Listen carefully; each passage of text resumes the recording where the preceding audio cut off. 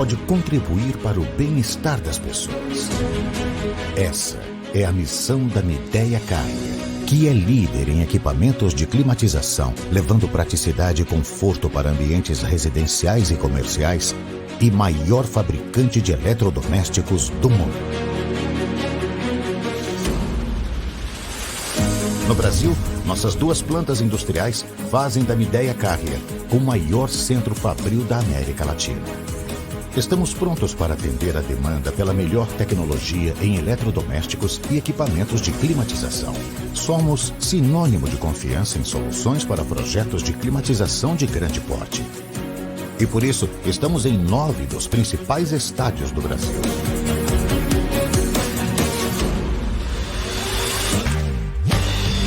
Mas como conseguimos alcançar a liderança em um país tão extenso? Com uma ampla rede de vendas e de assistência técnica que atende e cuida dos nossos clientes em todos os pontos do país. Também estamos presentes nas comunidades em que atuamos, oferecendo formação e inserção profissional de jovens por meio do projeto Pescar. Uma iniciativa que transforma a vida de milhares de pessoas e que transforma a nossa empresa também. Na Midea Carrier, trabalhamos com compromisso.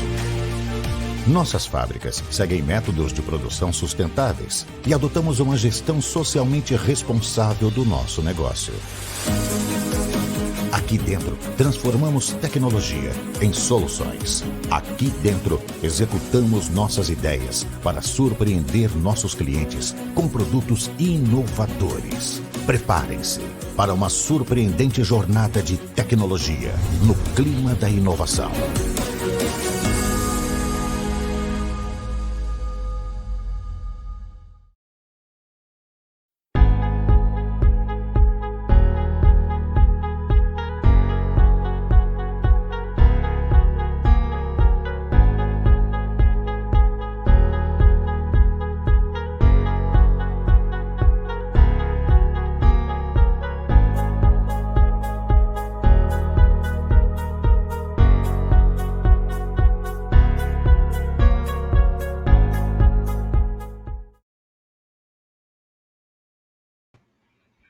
Olá, pessoal! Muito boa noite a todos. Sejam todos super bem-vindos a mais uma live, uma super live Midea Carrier. Hoje, o assunto vai ser um pouquinho diferente. Vai ser uma live diferenciada. A gente vai abordar a importância da prevenção e do autoexame para o câncer de mama. Sejam todos muito bem-vindos. Essa live está sendo transmitida do Centro de Treinamento Midea Carrier, Rio de Janeiro. Muito prazer, meu nome é Patrícia Acker, eu sou profissional de marketing, especialista em comunicação e imagem, e hoje a gente tem aqui um time de feras para participarem conosco. Bom, para compor a tela, eu vou chamar o doutor Gilberto Amorim, oncologista especialista em câncer de mama, da Oncologia DOR. Vamos lá? Boa noite, doutor Gilberto. Olá, boa noite, Patrícia. Obrigado aí pelo convite. Nós que ficamos muito felizes com a sua participação. Tudo bem? Tudo em paz. Queria dar boa noite para todas e para todos que estiverem acompanhando a gente aqui e agradecer mais uma vez a Midea pela iniciativa, pela oportunidade. Muito obrigada. Também uma participação super especial de uma querida apresentadora do SBT, Ellen Ganzaroli. Boa noite! Oi. Boa noite, Pati. Boa noite, doutor Gilberto. Boa noite. Prazer estar aqui com vocês, né? Podendo falar um pouquinho, ajudar de alguma forma, esclarecer. Estou muito feliz, viu? E vocês que estão nos assistindo, também estou muito feliz. Obrigada pela audiência de vocês. Muito legal. Muito obrigada, Ellen. Ah, imagina, Pati. E para compor a nossa tela, vamos chamar também a Pri Augusta, terapeuta especialista em saúde integrativa e autora do livro Gratidão. Boa noite, Pri! Boa noite, Boa noite, tudo bem, gente? Tudo bom ver jóia. vocês. E Gratidão aí, gente? pelo convite. Muito feliz também por você estar aqui conosco. Pessoal, e aí? Quais são as expectativas de vocês para hoje à noite? Fala, Todos doutor. ansiados, todos preparados? Super animado, estou à disposição aí para a gente conversar, tirar dúvidas, mitos, verdades, acho que tem muita coisa para falar. Outubro Rosa não acabou, vai acabar outubro, mas as preocupações e os cuidados devem seguir além do mês. Então, eu estou aqui à disposição para compartilhar informações de boa qualidade, se possível. Obrigado. Nossa, muito obrigada. Eu também quero ouvir o doutor, tirar algumas dúvidas. Sei que tenho muito que aprender também e, né, algumas curiosidades. E com a Pri também, e com a Paty, estou super ansiosa, feliz nessa sexta-feira de estar aqui com vocês. Muito bom. Uma sexta-feira diferente, né, gente? É. A gente se Com reuniu certeza. nessa sexta, um happy hour aí. Com certeza. E eu estou muito feliz por estar aqui com vocês também. Eu tenho certeza de que nós vamos ter uma troca incrível de conhecimento e nós vamos também aprender muita coisa, né? Então, pessoal, nós combinamos uma rodada de perguntas e respostas que nós acreditamos que sejam de interesse de todos vocês que estão aqui conosco. E, além disso, ao longo da live, nós vamos fazer sorteios de prêmios incríveis. Então, as meninas já estão preparadas, colocando o link do sorteio no chat. Fiquem de olho para que vocês possam participar e a concorrer a prêmios incríveis, como uma fritadeira elétrica, um aspirador de pó robô. Gente, maravilhoso. Era dos Jetsons, né? Maravilhoso. Nessa pandemia, tudo é de bom, né? Ter um robô desse em casa. Com certeza. E um micro-ondas. Tem um micro-ondas também. Então, fiquem atentos, fiquem ligados e inscrevam-se através do link que as meninas vão disponibilizar no chat. Vamos lá, preparados todos? Vamos começar? Vamos lá. Doutor Gilberto, a primeira pergunta é para o senhor. Eu gostaria que o senhor fizesse para a gente, que trouxesse para a gente a definição do câncer de mama. O que é o câncer de mama, doutor Gilberto? Assim, parece aquela pergunta que é simples, né? Mas não é simples de responder, não. Na verdade, a mama é composta de vários tecidos, né? Tem a glândula mamária e dentro da glândula mamária tem várias estruturas. Algumas dessas células, em algum momento da vida, elas começam a crescer de maneira desorganizada. E são células normais do ducto da mama, por onde o leite passa, do próprio lóbulo da mama, onde o leite é produzido. E essas células, por variadas razões, elas começam a crescer de maneira descontrolada, formando ali um ninho de células doentes e que, claro, precisa de cuidado, precisa de tratamento. Mas existem muitos tipos de câncer de mama, então essa é uma das primeiras mensagens para entender que o carcinoma é apenas um dos tipos e tem muitas coisas para a gente comentar e aprender. Uhum. Muito bom. Eu tenho uma segunda pergunta aqui, doutor. Quais são considerados os principais fatores de risco dessa doença? Bom, um dos principais fatores de risco, obviamente, é o gênero. O fato das mulheres serem mulheres tem, obviamente, mais risco de ter câncer de mama. Homens podem ter câncer de mama, mas isso é bem mais raro. É 1 para cada 100, 1 para cada 150 mulheres. Então, é um assunto que merece um pouquinho de atenção, mas o foco nosso é nas mulheres, porque realmente é uma doença muito frequente. Outros fatores de risco, a idade é considerada um fator de risco, à medida que a gente envelhece, algumas doenças podem ser mais frequentes, e isso também é verdade para as mulheres em relação ao câncer de mama, muito embora no Brasil, 40% delas tenham menos de 50 anos, mas óbvio que a maioria dos casos, 60%, acontece após os 50.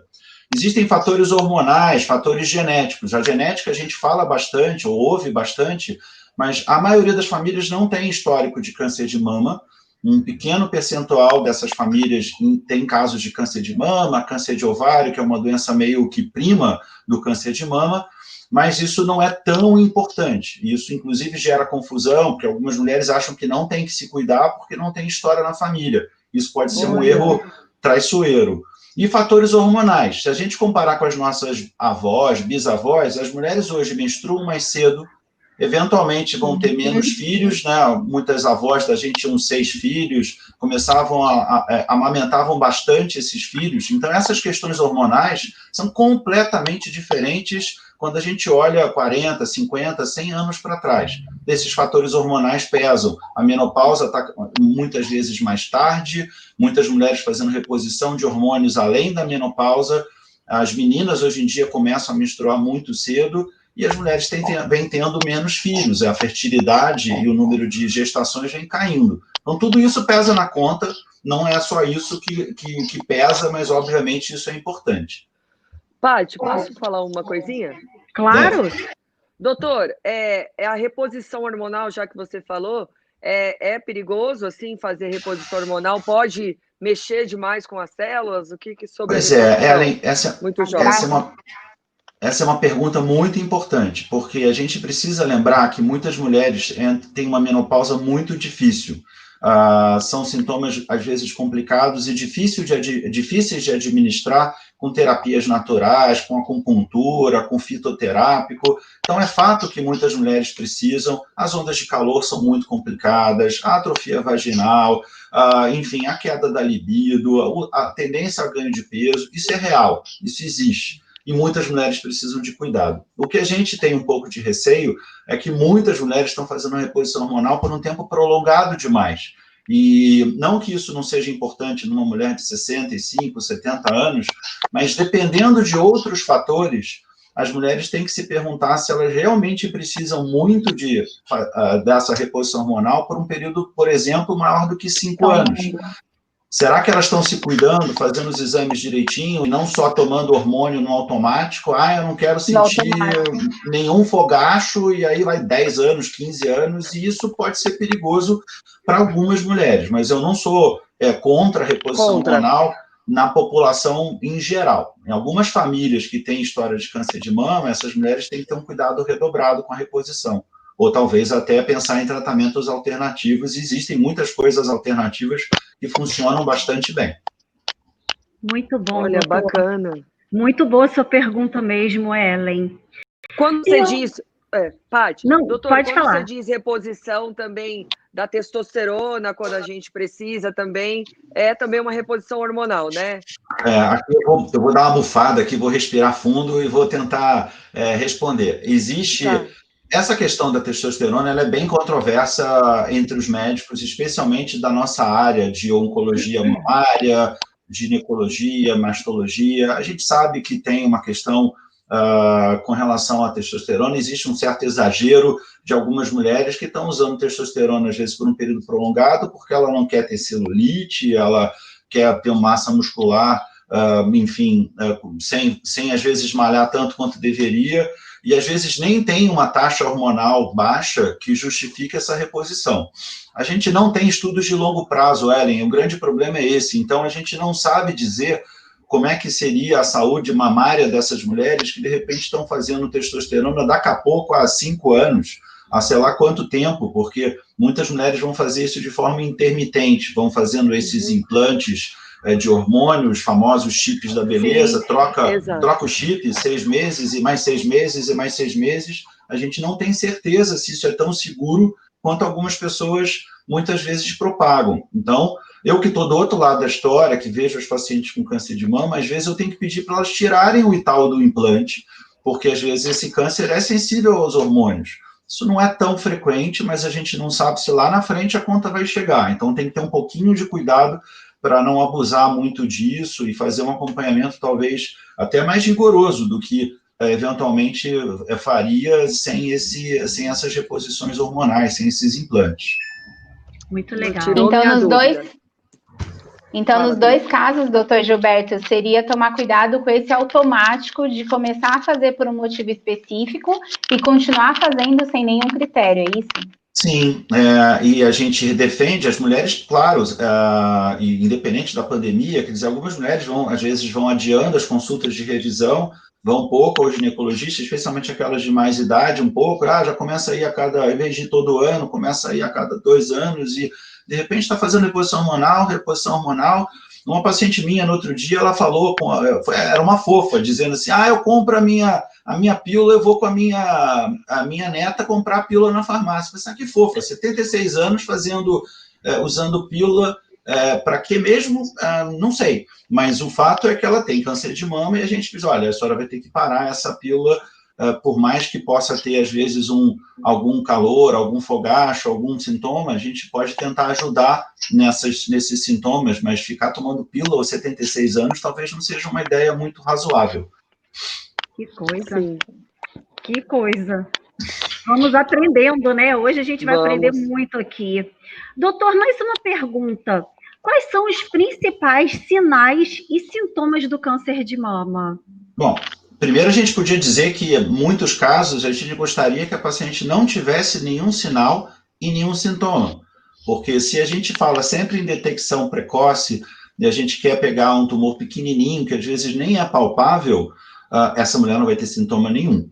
Então, a gente não pode ficar esperando ter sintomas. É claro que a gente tem problemas gigantescos no nosso país de acesso a exames, uma parcela significativa da população, 3 de cada 4 pessoas dependem do sistema público, não está fácil fazer consulta no posto, antes mesmo da pandemia, não está fácil fazer mamografia de rotina, independente da faixa etária.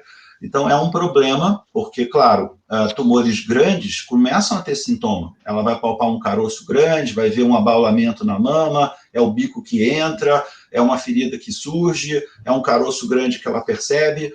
Isso são sinais e sintomas de que alguma coisa não está indo muito legal. Mas, na verdade, a gente gostaria, a gente não quer que ninguém fique doente, eu falo isso sempre, mas, se for ficar doente, a gente quer ver aquele tumor pequenininho que mal dá para ver na mamografia, às vezes você tem que botar uma lupa para enxergar alguma coisa.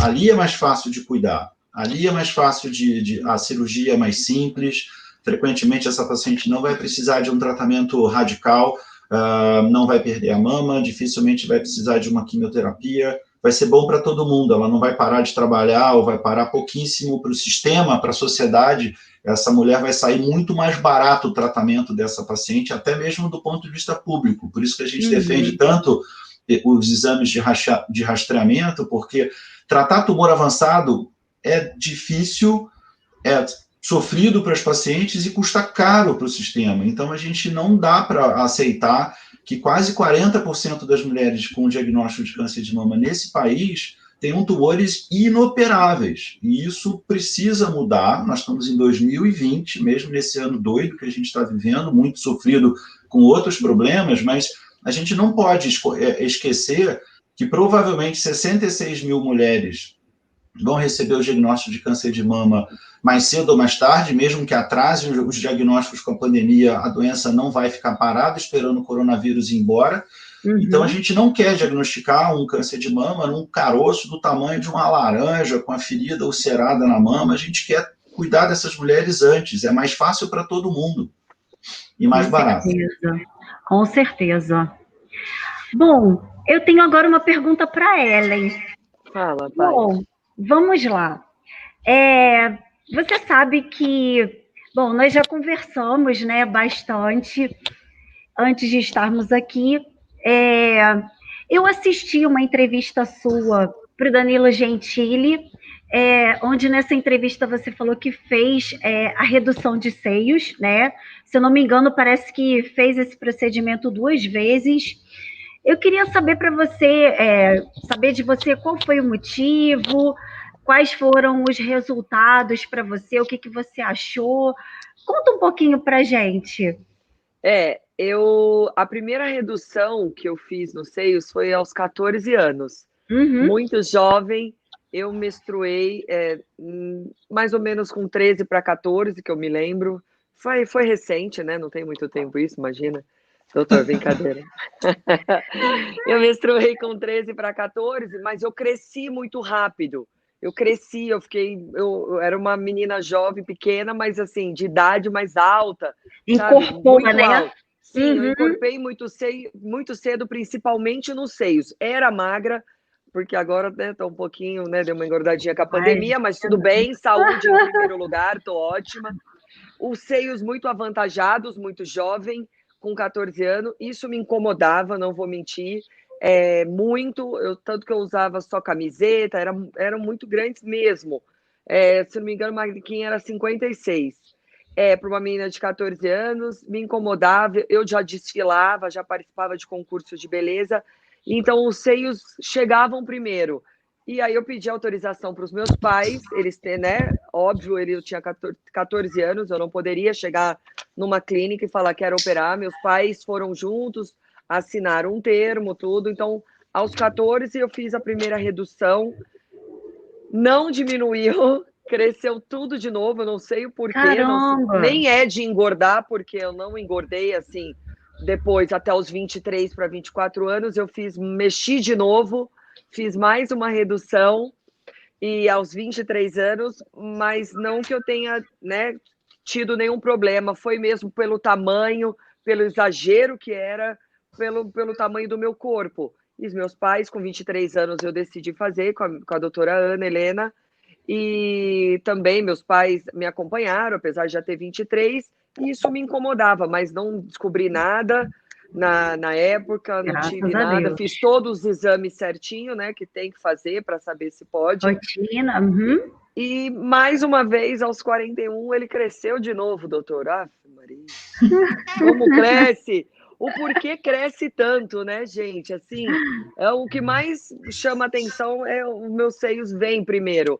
Por que será isso, doutor? É de engordar mesmo, será? Eu tenho que tomar cuidado com o que eu vou falar aqui, mas obviamente, primeiro que eu não sou muito especialista nessa parte, mas assim, é óbvio que se a gente engorda um pouquinho, a mama pode concentrar tecido gorduroso, então é natural que a mama possa aumentar.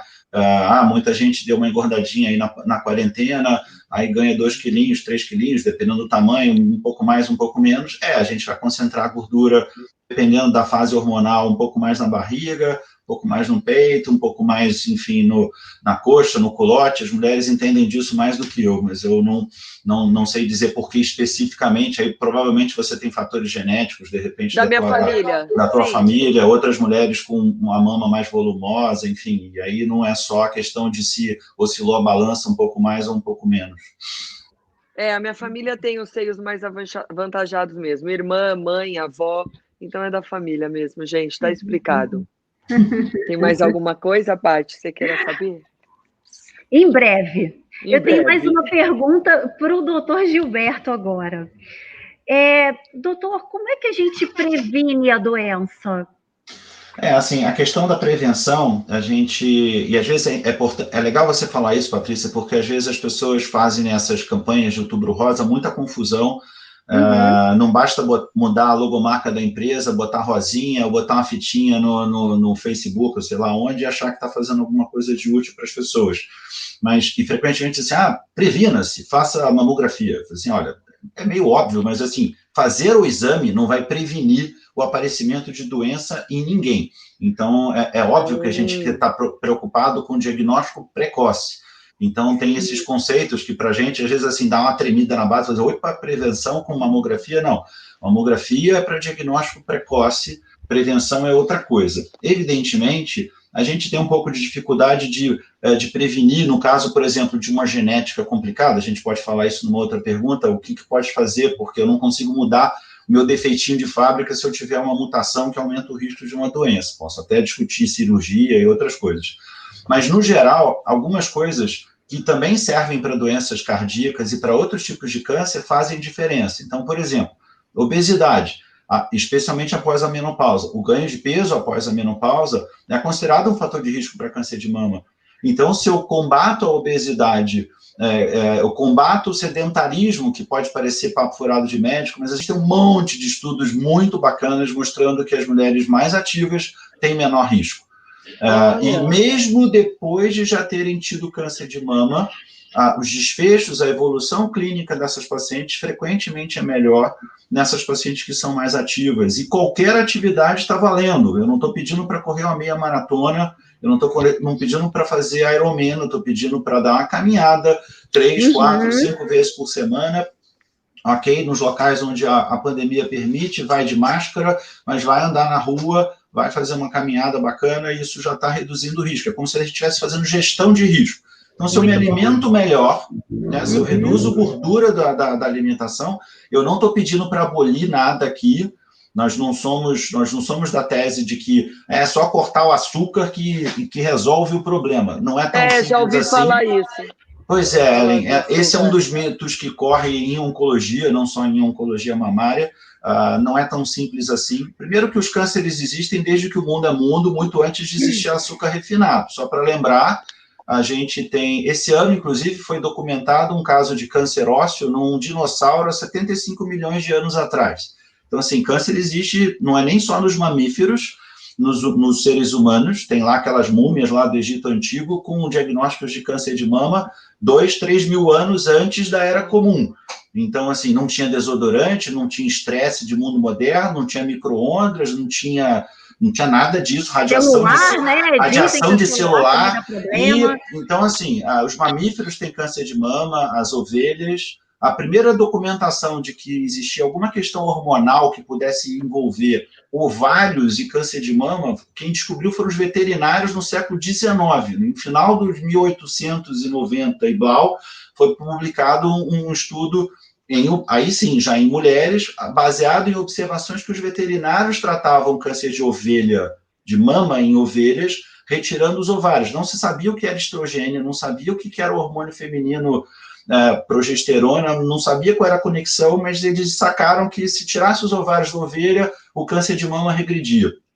Então é muito mais complicado do que a gente tende a simplificar, achando que tirar o açúcar resolve, mas é gestão de risco. Alimento com muita gordura, alimento industrializado, gordura poliinsaturada, muito corante, muita química complicada nos alimentos, isso vai cobrar uma conta, não é só na doença cardíaca, não é só na doença vascular, mas em oncologia também. Então, sedentarismo, a gente pode melhorar? A gente pode melhorar e reduzir o risco. A gente pode melhorar a alimentação? Pode. Quer ver um outro assunto polêmico, mas que é importante? Etilismo, né? A bebida alcoólica. A bebida alcoólica em excesso, infelizmente, também aumenta um pouquinho o risco do câncer de mama. E as mulheres hoje, quer dizer, hoje é socialmente mais aceito, mais do que o cigarro. O cigarro tem muitos problemas, a população aprendeu desde os anos 80 que faz mal, cada vez menos brasileiros e brasileiras fumam, o que é ótimo.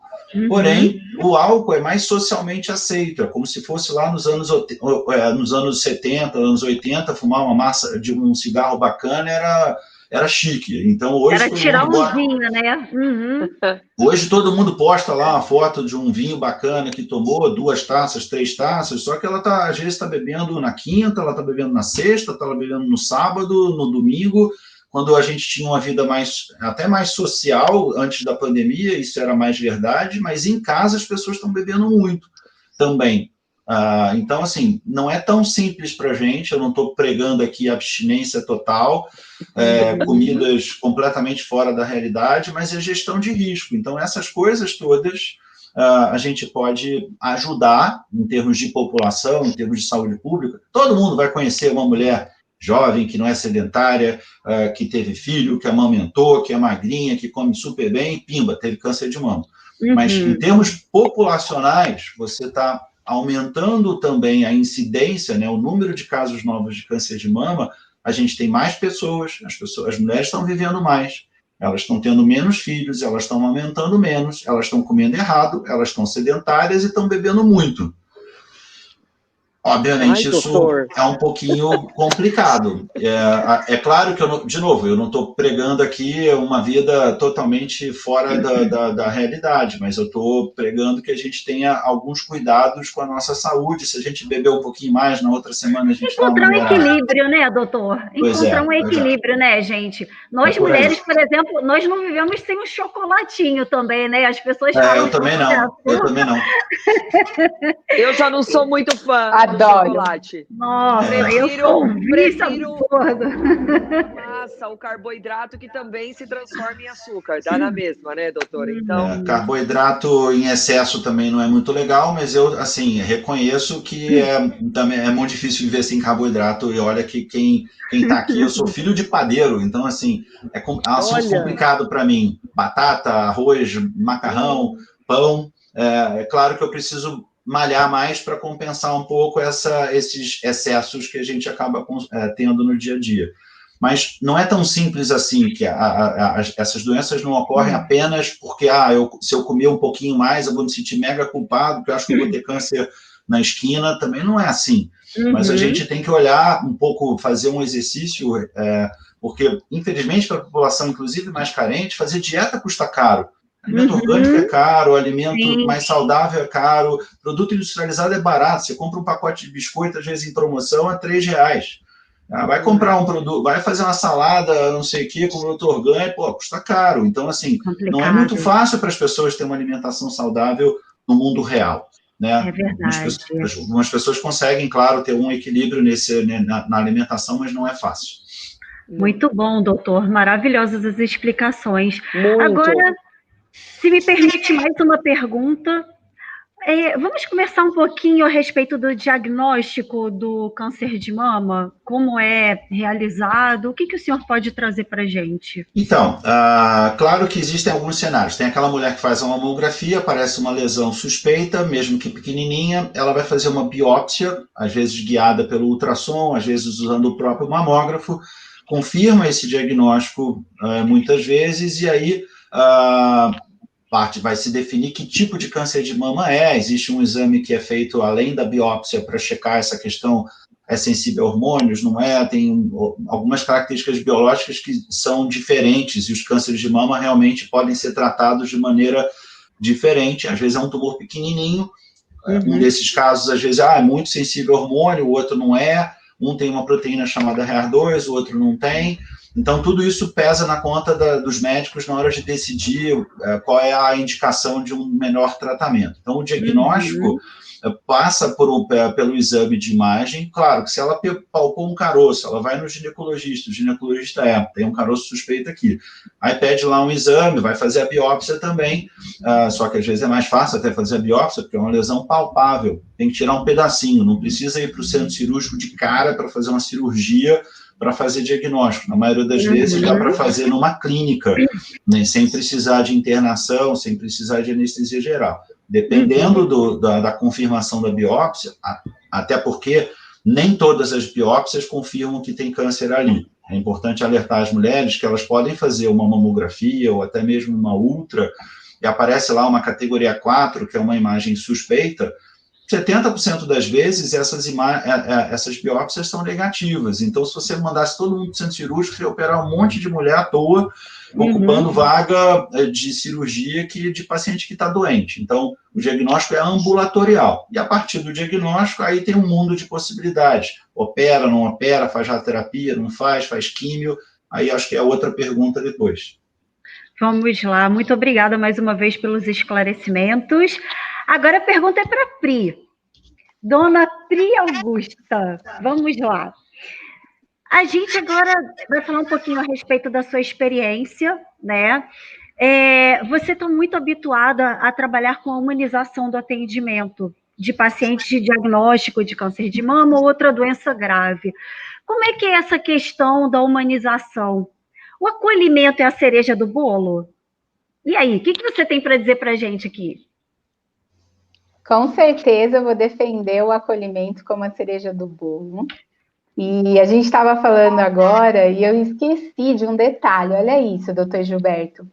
Hoje é sexta-feira, mas não é sexta-feira 13, mas quero trazer 2 exemplos de 13, que aos 13 anos eu tirei um microcisto na mama esquerda, apalpando, eu fiquei menstruada com 10 anos, e aí eu fazia o autoexame, e senti um carocinho, minha mãe levou no ginecologista dele, resumindo, ele optou por fazer exerese, tirou esse cisto e não era nada, graças a Deus, e tudo bem. E há 13 anos eu sou enfermeira, e o que eu acho que é muito... Desculpa. Eu acho que é muito interessante a gente trazer para falar um pouquinho de acolhimento, é justamente isso. Eu gostaria que vocês pensassem aqui em 8 mulheres que são referência para a gente. Pode ser a mãe, a avó, a filha, a melhor amiga, a primeira professora, a chefe querida ou a funcionária querida, prima, vizinha. 8 mulheres especiais para a vida de cada um de vocês. E aí a gente para pensar que dessas 8 mulheres, uma delas pode ser diagnosticada com câncer, porque é essa estatística. E isso não é só um número, né?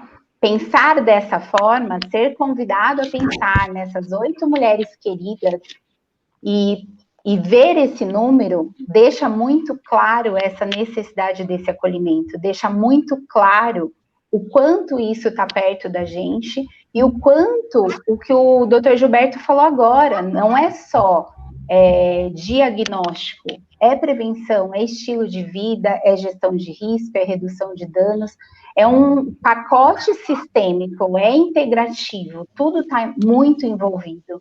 Então, quando a gente pensa em 66 mil casos, é isso, doutor Gilberto? 66 mil casos por ano, né? São muitas vidas, e essas vidas estão impactadas muito além desse número, porque não são 66 mil casos, são 66 mil famílias, são 66 mil pessoas que têm amigos, que têm marido, que têm namorado, que têm emprego, que têm estudo, que têm sonhos. Então, isso é muito profundo. Então, acolher essas pessoas nessa integridade, nesse sistema como um todo, é muito mais do que um número. Então, para mim, é sim a cereja do bolo. Perfeito. Perfeito, Pri. Linda a sua explicação. Agora, meninas, vocês duas, vocês já fizeram mamografia?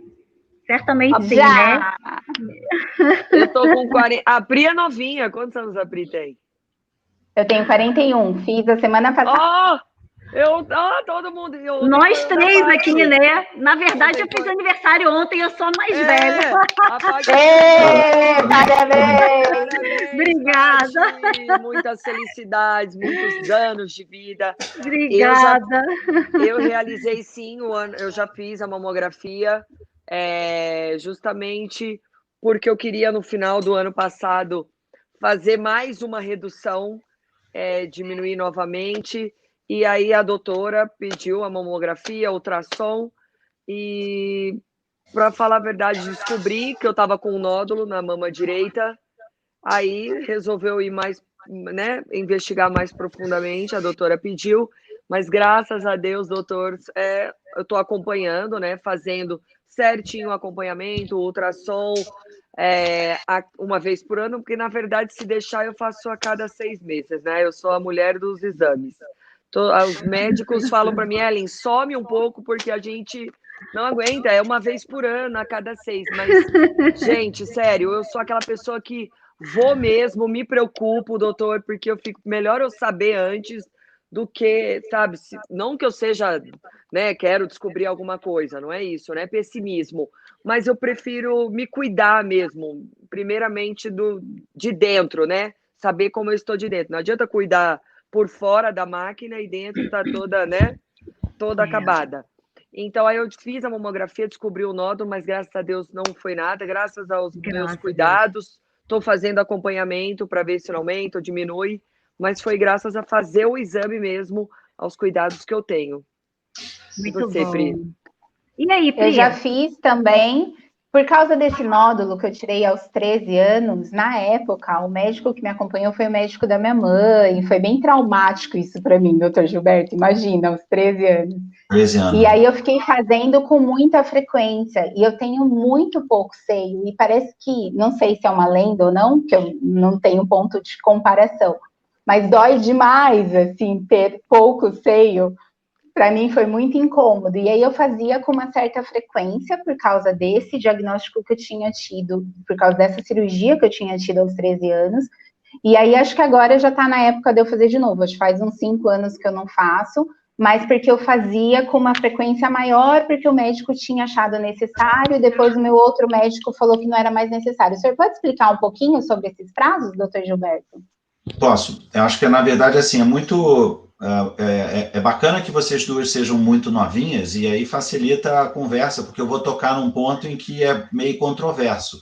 Novinhas porque tem 41 anos e esbarra numa Acabei virando faixa, a velhinha da história. Acabou de passar.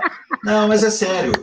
Porque, assim, vamos lá, o Ministério da Saúde, e aí não é deste governo, já é de longa data, defende a mamografia a partir dos 50 anos até os 69, e, segundo a política do ministerial, a cada 2 anos. Então, a gente sabe que muitas pessoas têm plano de saúde, têm acesso a outro nível de cuidado. Saúde pública, infelizmente, é um pouco mais complicado de você dar tudo para todo mundo. Esses estudos lá de fora, que sugeriram esse intervalo, vocês vão ver que parece que os médicos brigam, porque uns falam, o Ministério fala 50 e a gente fala 40. E por que a gente fala 40 e por que a gente fala 1 ano? Alguns estudos na Europa, bem antigos, sugeriam que esse intervalo era um intervalo adequado, e tem um detalhe fundamental nessa história. O nosso país é um país ainda muito jovem, tem uma pirâmide populacional diferente de um país na Europa, ou do Japão, ou mesmo dos Estados Unidos. Então, o diagnóstico médio do câncer de mama na Europa é depois dos 60, 62 anos, dependendo do país. Nos Estados Unidos não é diferente. Aqui é 52. E se vocês lembram que eu falei no início que 40% das mulheres têm menos de 50 anos, se a gente começar a fazer mamografia nas mulheres só depois dos 50, a gente está deixando quase metade desses diagnósticos meio no limbo, sem as pacientes receberem orientação de que devem fazer. Então, a gente entende que, e outros estudos que são mais modernos, mostram que a mamografia, sim, não é um exame perfeito. E aí é interessante ter aqui 2 questões anatômicas diferentes, né? Mamografia é desconfortável, especialmente para paciente com mama pequena.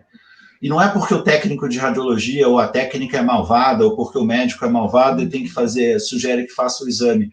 Realmente você bota a mama lá naquela placa de acrílico e tem que dar uma espalhada na mama. Evidentemente, se a mulher não tem muita mama, é muito difícil prender, é como se eu, praticamente, que não tenho mama nenhuma, tivesse que fazer uma mamografia.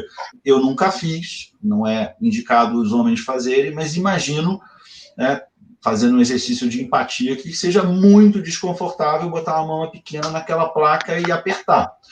Por que aperta? Para espalhar um pouco a glândula mamária, para você, no fundo, ver se acha alguma coisinha pequenininha. Então, se você faz uma mamografia praticamente sem comprimir, você tem lá a glândula toda condensadinha e é um pouco mais difícil de fazer diagnóstico. Então, uma mamografia boa, infelizmente, é incômoda.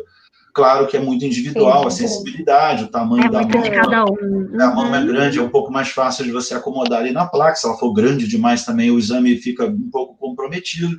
Então, isso tudo é um pouco, pode variar de mulher para mulher. A gente defende 40 anos porque a gente entende que no Brasil, como a nossa faixa etária mais frequente de diagnóstico é 52, a gente tem que começar 10 anos antes a rastrear as mulheres.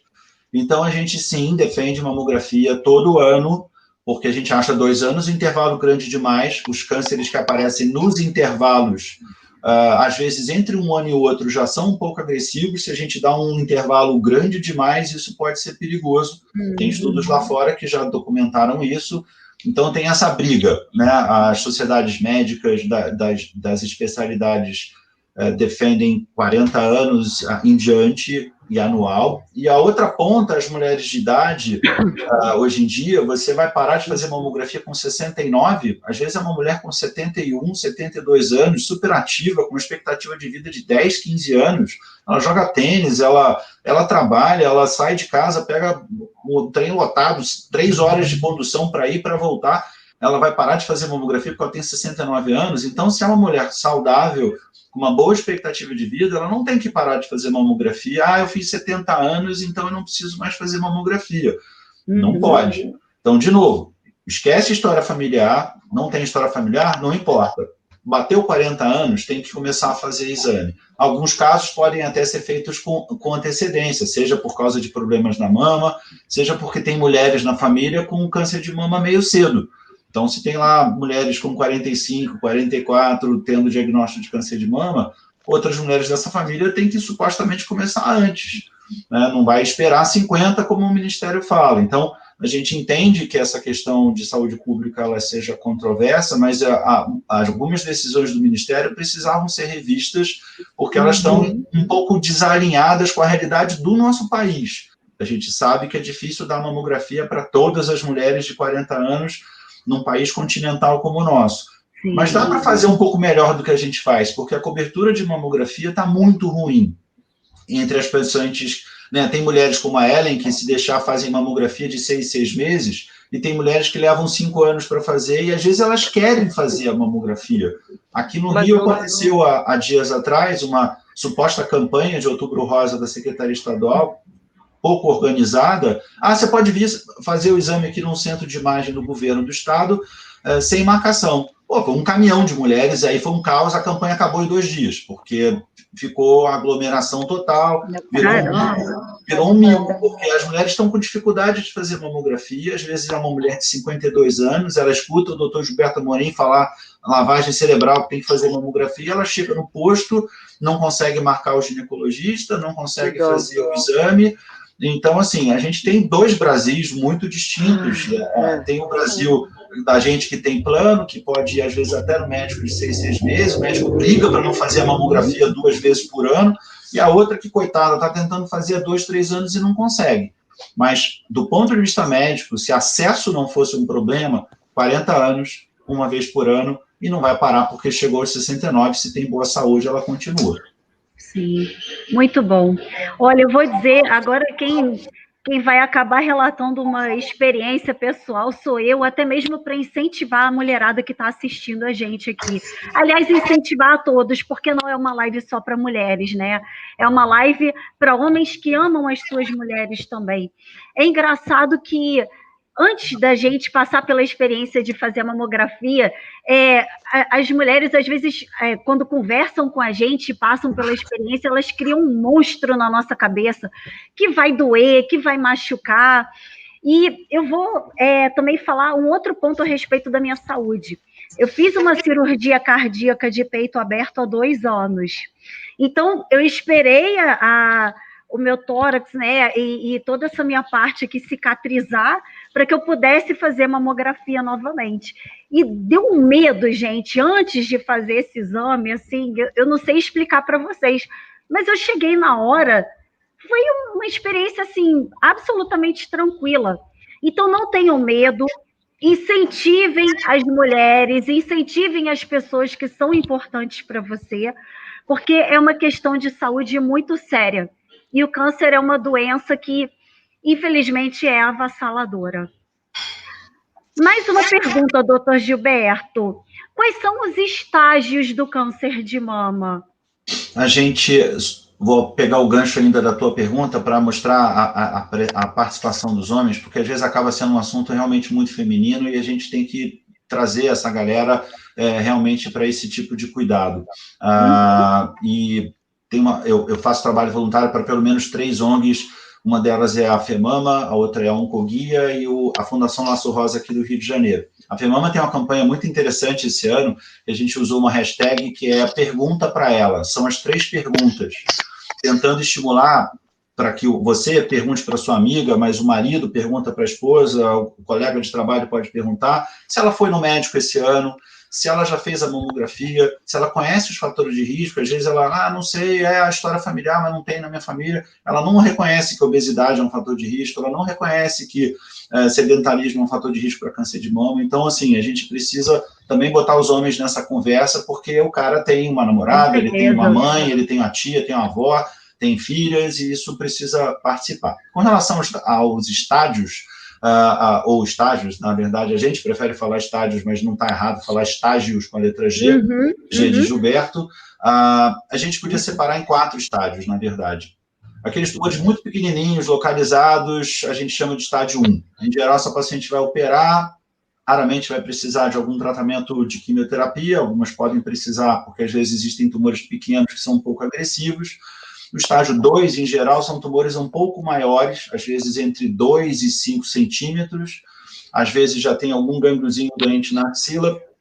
Essas pacientes com mais frequência precisam, às vezes, de um tratamento de químio, além, muitas vezes, da rádio, além, claro, da cirurgia nos tumores que são operáveis. Em alguns casos, a gente faz o tratamento invertido, a gente faz a quimioterapia primeiro, para reduzir, para operar depois. No estágio 3, em geral, são tumores que, infelizmente, no Brasil, aqueles que eu falei no início, que eu chamei de inoperáveis, normalmente os tumores do estágio 3 são inoperáveis. Se você pegar os centros de tratamento de câncer de mama no Brasil, seja em São Paulo, como o ICESP, o Pérola Byton, sejam outros hospitais no norte do país, no Nordeste, no Rio de Janeiro, INCA, 30% a 40% dessas pacientes que chegam nesses hospitais da rede pública têm tumores, às vezes, com mais de 5 centímetros, e às vezes com vários gânglios contaminados, e frequentemente com tumores inoperáveis. Às vezes a mama é uma casca de laranja toda tomada, com a pele toda machucada. Essa paciente, mesmo que o cirurgião quisesse, não seria operável. A gente frequentemente tem que fazer um tratamento oncológico para poder levar essa paciente à cirurgia num outro momento, né? Transformar esse tumor inoperável num tumor operável meses depois. No estágio 4 do câncer de mama, e aí é importante não confundir com o BIRADS 4 da mamografia ou da ultra, que a classificação do laudo da mamografia não tem nada a ver com a história do câncer de mama que eu estou explicando. O estágio 4 é quando a paciente já tem alguma metástase em alguma parte do corpo. Isso é uma situação complicada, mas que existe. Hoje em dia, os tratamentos melhoraram bastante, tem pacientes vivendo, mesmo com uma doença metastática, por anos a fio, com bom controle de doença, com uma boa qualidade de vida. Muitas são produtivas, muitas são ativas, tem gente que vocês nem sabem que estão doentes, e doentes pra caramba. Ou seja, estágio 4 não é, obviamente, um sinal de morte imediata ou doença que vai matar a paciente, às vezes, em semanas ou poucos meses. Então, é possível hoje mulheres conviverem com câncer metastático por 2, 3, 4, 5, 6. Eu tenho pacientes em acompanhamento com esse tipo de estágio há mais de uma década. Então, assim, não são todas que a gente consegue um resultado tão bacana, para também não sair achando que ninguém mais morre de câncer de mama. Infelizmente, ainda pode ser uma doença séria. E, obviamente, é mais fácil aumentar essa chance de cura num tumor pequenininho do que num tumor grandão. Mas mesmo no estágio 4, é uma doença que tem tratamento, e os tratamentos evoluíram muito nos últimos anos, para também não achar que eu não consegui fazer o diagnóstico, a minha doença cresceu rápido, se espalhou rápido, então ferrou, não tem mais jeito, não vai ter como controlar. Tem, sim, muitos recursos. Mesmo na rede pública, tem, às vezes, alguns centros com tratamentos bem avançados, ainda que alguns tratamentos a gente não consiga oferecer pelo SUS, mas alguns têm evoluído bastante. Muito bom, muito bom. Pessoal, vamos dar uma pausa, então, nas perguntas e fazer uma primeira rodada de sorteios? Vamos! E aí? Vamos? O pessoal merece! Bora! Isso aí, para todos vocês que estão aqui acompanhando conosco, vamos lá. Nós preparamos alguns prêmios muito especiais para vocês, e o primeiro deles vai ser a fritadeira. A fritadeira, Mideia. Vamos lá. Vamos sortear. Boa sorte, boa sorte, boa sorte. Boa Todo sorte, mundo gente. cruzando os dedinhos, vamos Cruza o lá. dedinho aí, pessoal que está assistindo, nos acompanhando. O link para inscrição, galera, está no chat, ok? Então acompanhem no chat para que vocês possam se inscrever e participar do sorteio. Vamos lá? Bora! 1, 2, 3 e... Foi? Aqui acho que foi, hein? Fritadeira, Mideia. Quem será que é? Olha! Roberta! Parabéns, Roberta! Parabéns! Já temos a primeira sorte! Vai receber sua fritadeira em casa, Roberta. Muito bom. A equipe vai entrar em contato com você, tá bem, Roberta? Parabéns! Muito bom. Vamos lá. Arrasou. Ainda tem Dando mais, continuidade, né? Vai ter mais. Vamos que vamos. O robô e o micro-ondas. É, isso aí. Nossa, já pensou, gente, que eu quando vi esse robozinho aspirador de pó, sério, já comecei a pensar que a gente está entrando mesmo na era dos Jetsons, né? Impressionante. Como Muito pode, bom. né? Mas não adianta, Paty, esse aí não é seu, tá? Vamos ter que sortear esse robô. Não adianta querer fazer charme para ganhar, porque seu aniversário foi ontem, não adianta. Porque esse vai ser dos telespectadores aqui com a gente. Tá? Sim. Depois a gente tem que fazer uma vaquinha para te dar esse robô. Oh, meu Deus! Só para descontrair, desculpa, nessa sexta-feira. Isso aí, vamos que vamos, show, Ellen. Aliás, já que você está com a palavra, vamos aproveitar. Me diz uma coisa, perguntas mais para o doutor Gilberto. O que você tem a respeito assim, de curiosidade a mais que você queira saber? Doutor, deixa eu perguntar uma coisa. Na verdade, tenho várias perguntas. Durante o tratamento assim, do paciente do câncer, né, de câncer de mama, pode ser realizado exercícios físicos, dependendo do estágio, ou não? Não só pode, Ellen, como deve. E, na verdade, antigamente a gente tinha uma preocupação com isso, que era, não, a paciente tem que fazer repouso, porque ela não pode se exercitar. Claro que se a paciente, assim, tem vários momentos, ela pode estar recém-operada, com uma cicatrização ainda complicada, nos primeiros semanas, às vezes com dreno, evidentemente ela não vai para a academia fazer uma aula de spinning com uma cicatriz de 10 dias e com dreno pendurado na roupa da ginástica. Óbvio que não. Mas o paciente passa essa fase, vai 1 mês, 2 meses, ela está cicatrizando bem, a ferida operatória está ótima, ela pode começar a caminhar, amanhã ou depois o cirurgião vai liberar ela até para algum exercício mais aeróbico e ela vai poder fazer isso. No tratamento, na parte oncológica, alguns pacientes têm um pouquinho de anemia, às vezes por conta da químio, ficam também, independente da anemia, com um pouquinho de cansaço, mas é aquele paradoxo que a gente tem que treinar as pacientes, né, e estimular para que as pacientes não fiquem paradas também, porque se eu estou cansado, pode parecer estranho, mas se eu fico, obviamente, não estou muito afim de malhar hoje porque eu estou cansado, eu fico mais cansado ainda. Às vezes eu não estou muito afim de malhar, eu vou lá malhar, volto melhor do que eu estava, porque saiu daquela inércia, daquela endorfina que você vai lá aconteceu. Fazer isso. Mesmo aquela corridinha que você vai com má vontade, regenerativo, se arrastando, mas você chega em casa melhor.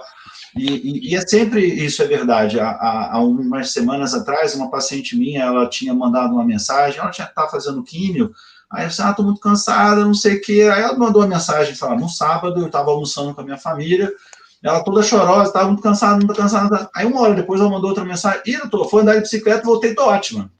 Olha, que sensacional. Apurado de médico. Então, claro que às vezes a pessoa vai fazer dentro do que ela consegue fazer e do que ela gosta. Se ela gosta de fazer hidroginástica, tá bom, a pandemia complicou um pouco a história das academias, dos clubes, mas dá para fazer uma caminhada de máscara na rua? Vai caminhar, tá num condomínio, às vezes dá para caminhar na pracinha, as pessoas improvisam, tem gente que compra uma bicicleta, vai andar de bicicleta, compra uma ergométrica, algumas pessoas têm mais facilidade para se adaptar a essa rotina, mesmo durante o tratamento. Mas o tratamento, ele não impede, na maioria das pessoas, salvo algumas mulheres que estão com uma doença muito avançada e estão muito doentes, elas vão precisar se poupar.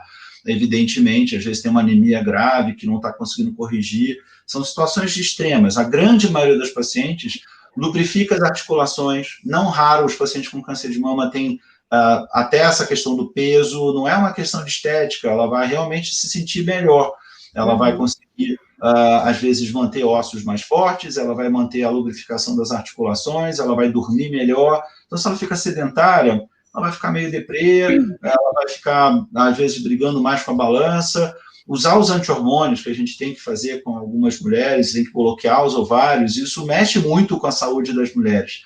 E o exercício não é uma opção, virou uma prescrição médica que a gente tem que escrever lá 4, 5, 6 vezes por semana, 30 minutos, 40 minutos, 50 minutos, do que ela quiser. Se ela gostar de dançar dança de salão, ela vai fazer essa dança de salão 3 dias por semana. Se ela gosta de balé, ela tenta fazer balé. Se está complicado a pandemia e ela consegue dar uma caminhada de máscara, já está bom. Não pode ficar parado, porque parado não é uma boa opção. Para ninguém, né? É verdade. E mais alguma pergunta, Ellen? Se deixar, vou ficar perguntando para o doutor, vamos ter que marcar uma consulta, porque eu quero saber várias coisas. Outra coisa, doutor, uma paciente, né, que passou por um processo de cirurgia, né, para tirar, né, o câncer, como ocorre a reconstrução depois dessa mama da pessoa? Assim, eu tenho essa dúvida. Ela tirou, passou por um processo, como se reconstrói de novo? É importante, inclusive, Ellen, explicar que no Brasil a gente tem uma lei, isso não é só para as mulheres que têm plano de saúde. A reconstrução imediata está na legislação como, se tiver medicamente indicado, o SUS tem que fornecer, tem que prover essa reconstrução de mama. O Brasil é muito pródigo de leis, pois é. A gente tem legislações muito bacanas e às vezes desconectadas da realidade. Tem mulheres nesse país, nesse exato momento, que estão há 4, 5, 6 anos esperando numa fila de reconstrução mamária, mas pelo menos quando tem lei, você pode começar a cobrar dos gestores, dos novos políticos que vão ser eleitos, do Ministério Público, para entrar com ações, às vezes, para cobrar do poder público que consiga executar isso. Mas a reconstrução de mama, ela existe no serviço público, mas nem sempre as equipes estão com a mesma capacidade. Às vezes você tem mais cirurgiões para operar a mama do que, infelizmente, cirurgiões plásticos para fazer a reparadora. Seja ao mesmo tempo, seja o que a gente chama de reconstrução tardia, que é feita, às vezes, tempos depois. E só não precisava ser tão tardia. O ideal é que todas as mulheres desse país que precisassem ainda de uma mastectomia, que já saíssem da cirurgia com pelo menos o primeiro tempo da plástica e não passassem por uma mastectomia total sem colocar um expansor, e que eu vou explicar um pouquinho. Então, existem várias técnicas de reconstrução e o Brasil tem gente muito qualificada para fazer essas reparadoras. Infelizmente, não tem muitos cirurgiões no SUS, isso é uma carência, é real. Mas os nossos cirurgiões, mesmo aqueles que atendem no serviço público, dominam muito. A cirurgia plástica, realmente, no Brasil, é um diferencial. Algumas dessas técnicas de cirurgias reparadoras foram desenvolvidas no Brasil. Então, existem várias. Uma delas utiliza, por exemplo, eu trabalhei muitos anos no INCA, aqui no Rio de Janeiro, e a gente não tinha materiais como silicone, expansores, que é como se fosse um silicone provisório, um silicone vazio que vai enchendo de solução salina para ganhar aquele contorno da mama, para depois tirar o expansor e botar um silicone definitivo. Esses materiais sempre foram caros, e a gente não tinha muito isso no INCA e tem dificuldade até hoje. Os cirurgiões de lá e de outros centros no Brasil aprenderam a fazer reconstrução usando o músculo da barriga e músculo das costas. Existe um músculo das costas chamado grande dorsal, que é como se fosse uma espécie de um carpaccio que os caras fazem miséria. Eles pegam o músculo das costas, trazem o músculo para frente, dobra, faz um volume que quando você olha, você não acredita que aquilo ali é uma mama que veio de um grande dorsal. Nossa, é um músculo impressionante! As pessoas conseguem viver sem o grande dorsal, ela fica com uma cicatriz nas costas na altura do sutiã, do biquíni, então é uma cicatriz que não é pequena, mas é facilmente escondida, e hoje em dia dá para tatuar, dá para fazer um monte de coisa, micropigmentar, dá para fazer um monte de coisa, mas mesmo aquela que, não quero a cicatriz grande, a cicatriz do cirurgião faz a cicatriz na altura da marca do biquíni, então é bacana. A da barriga é uma cirurgia grande, porque aí, na verdade, é como se ela estivesse fazendo 2 cirurgias plásticas ao mesmo tempo. Ela está fazendo a plástica abdominal, usando aquele músculo que às vezes está meio flácido, a barriga que ela já teve 2, 3 nenéns, não sei o quê, a banhar, então ela já sai dali com uma plástica que usa aquele músculo da barriga para fazer o volume da mama, já que não tem material de silicone disponível. Nos consultórios médicos, na saúde suplementar, paciente que tem convênio particular, claro que vai ter paciente que vai usar grande dorsal, vai fazer essa técnica, a outra quer fazer uma plástica abdominal, ela vai botar uma tela na barriga, vai ficar com a barriga um espetáculo, e usa aquele músculo abdominal que sobrou para fazer a mama. Dá para fazer as duas, porque todo mundo tem 2 músculos retos abdominais, então pode usar essa técnica. É uma cirurgia muito longa, um pós-operatório dificílimo, mas acontece essa cirurgia no SUS atualmente. Por quê? Porque é uma das oportunidades que essas mulheres têm de fazer a reparadora. O que a gente vê muito hoje em dia, e mais recentemente, que barateou um pouco, esses materiais ficaram um pouco menos caros, é a colocação de um expansor, que é, como eu falei, uma espécie de um silicone vazio, faz a retirada da glândula, tenta preservar o máximo de pele possível, às vezes dá para preservar até o bico e a areola, e aí você preenche só que às vezes para tirar o câncer tem que tirar um pouco de pele, então não dá para você já botar um silicone definitivo como uma plástica dessas que as mulheres fazem para aumentar a mama. Ela usa esse expansor que o cirurgião no pós-operatório vai progressivamente enchendo aquele expansor, e às vezes meses depois ela faz uma cirurgia rápida, tira aquele expansor que não dá para ficar pro resto da vida e bota lá uma prótese mais definitiva. E quando tem que fazer um equilíbrio com o outro lado, que a gente chama de simetria, porque às vezes ela operou o câncer de um lado, aí vai botar a prótese de um lado e vai ficar do outro lado, não tem nada, aí tem tamanho diferente, a altura do peito está esquisito. Então, frequentemente, na hora dessa cirurgia, especialmente na segunda, quando tira o expansor, bota o silicone, às vezes vai botar do outro lado também, mesmo que seja uma prótese menor, e vai fazer uma simetria. Se tiver uma sobrinha de pele, tira, para poder ter um equilíbrio de tamanho. Isso ocorre dentro do SUS. O maior problema é que nem todas as mulheres conseguem fazer isso rápido. Algumas ficam na fila por muito tempo, infelizmente, porque as equipes que fazem essas reparadoras não estão tão disponíveis em número suficiente para atender essa demanda. Né? Então, acaba que acontece esse problema. Você vai pegar, às vezes, um caso, uma moça muito nova com câncer de mama com 30 anos. Aí você tem, é uma maldade falar isso, mas assim, você tem 2 mulheres para operar, às vezes, naquele dia, uma cirurgia, uma moça de 30 e uma mulher de 60, aí é a escolha de Sofia, você só pode fazer a plástica em uma. Aí faz o quê? A de 60 não pode porque tem 60 anos, só pode a de 30 porque tem 30. Então, assim, a gente vive uns dilemas terríveis. Eu não sou cirurgião, eu vivi outro dilema por questões de medicamento limitado em quantidade, mas os cirurgiões também vivem um dilema terrível, às vezes, na hora de decidir quem opera, quem não opera, quem faz a reparadora ao mesmo tempo da mastectomia, quem não faz. Tem melhorado um pouco, mas ainda tem uma carência brutal. É preciso contratar mais equipes, é preciso ter mais médicos cirurgiões plásticos, porque nos grandes centros internacionais não é aceitável uma mulher fazer uma mastectomia e sair sem nenhuma proposta de reparadora, nem que seja o primeiro tempo da plástica. Eu já visitei vários centros fora do Brasil, e alguns centros no Brasil, mesmo ligados ao SUS, que acabam organizando melhor, tem assim, complementação de verba. Hospitais como, por exemplo, Pérola Byton, em São Paulo, faz um trabalho incrível.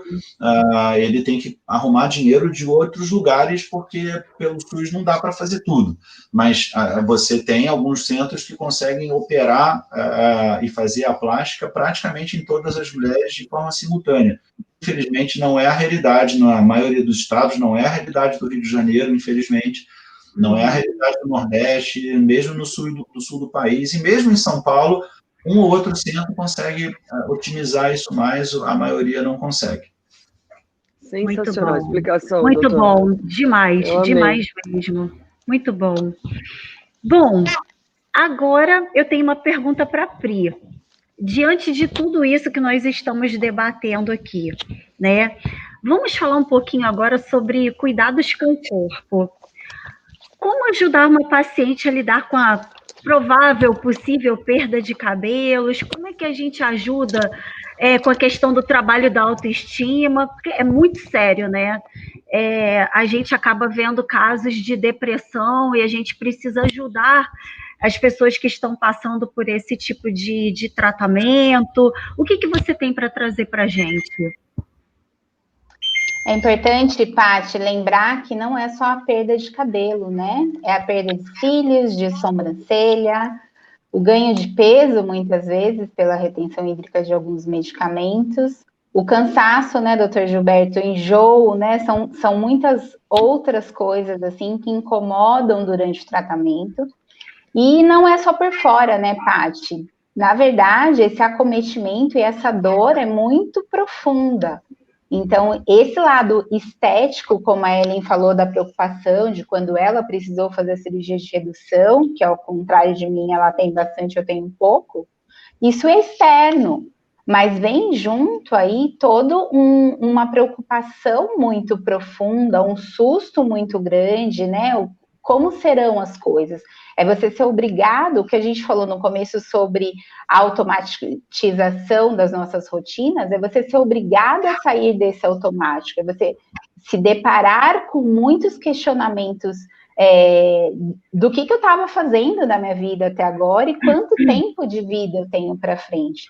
Então, acho importante lembrar que a gente pode ver isso como um convite para a gente pensar o que a gente está fazendo e fazer melhor agora, e fazer realmente esse empoderamento, essa apropriação do que a gente tem como rotina, e não ir deixando a vida me levar, né, no automático. Então, talvez integrar esses dois lados, o lado interno, que também está totalmente assustado com esse diagnóstico, e esse lado externo, que termina tendo aí uma perda física, estética, onde você não consegue guardar para você, né, que você está doente, porque seu cabelo cai, você fica sem sobrancelha, você fica sem cílios, você engorda, e você passa mal.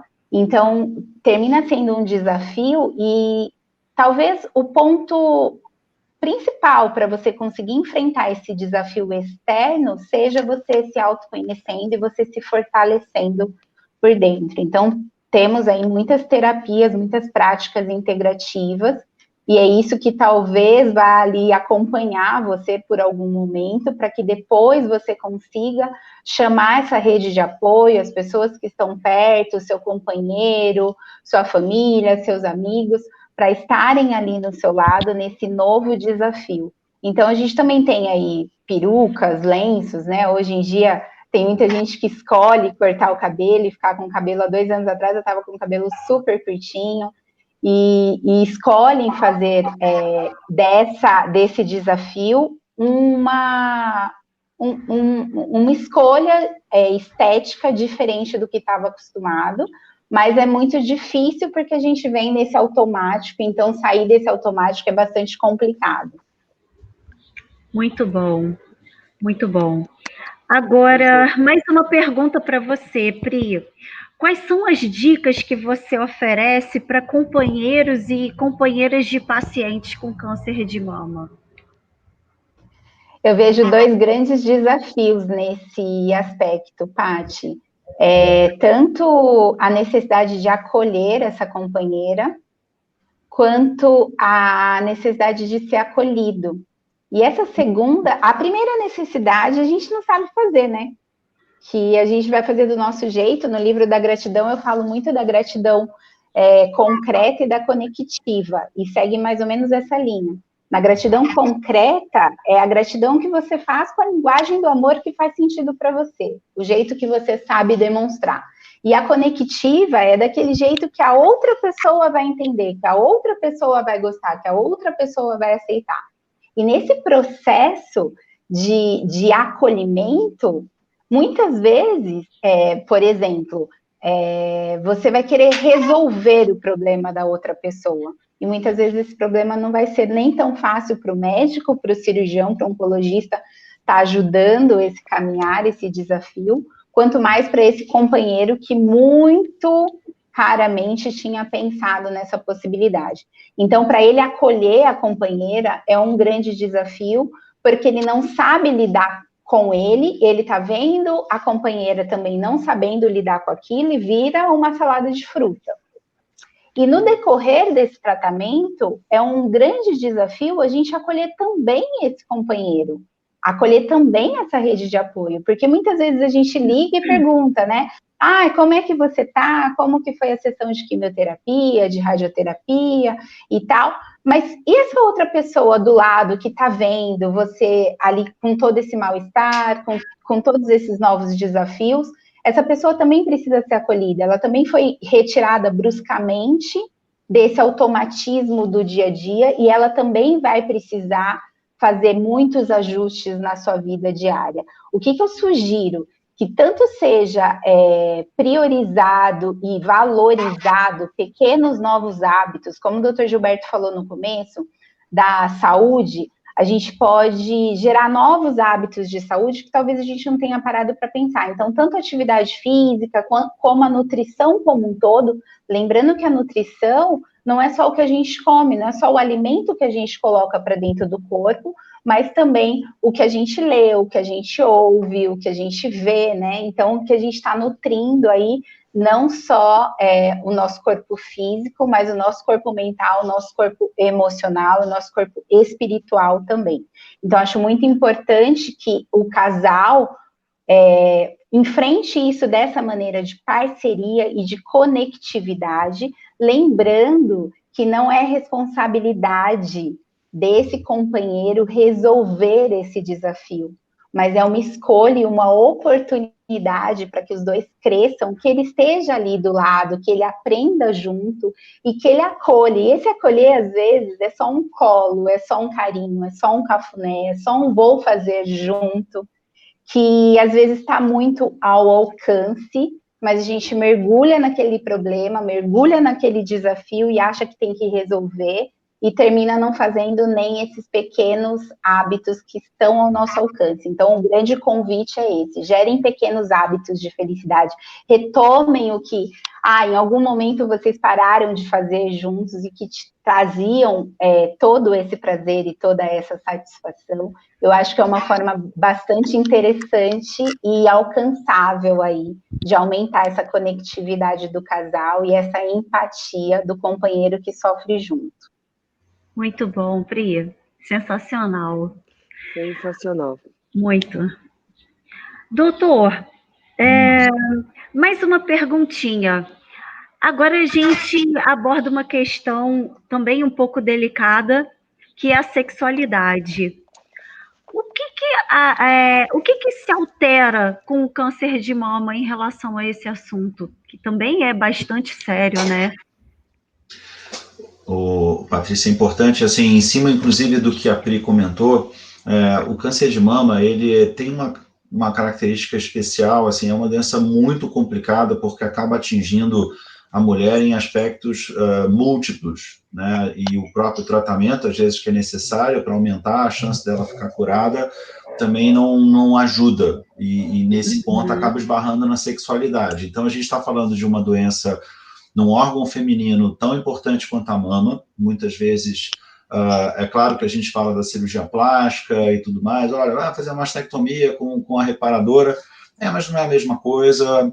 Essa cirurgia, às vezes, tem um pós-operatório delicado, dores, um desconforto, a sensibilidade da mama não é mais a mesma, isso acaba tudo afetando a sexualidade. Então, imagina uma mulher que está recém-diagnosticada de câncer, com uma doença que ela tem medos, ela tem uma ansiedade, ela tem preocupações, ela às vezes tem filho pequeno ainda, ela tinha projetos de trabalho, ela tem um relacionamento que às vezes vai bem, às vezes não vai tão bem.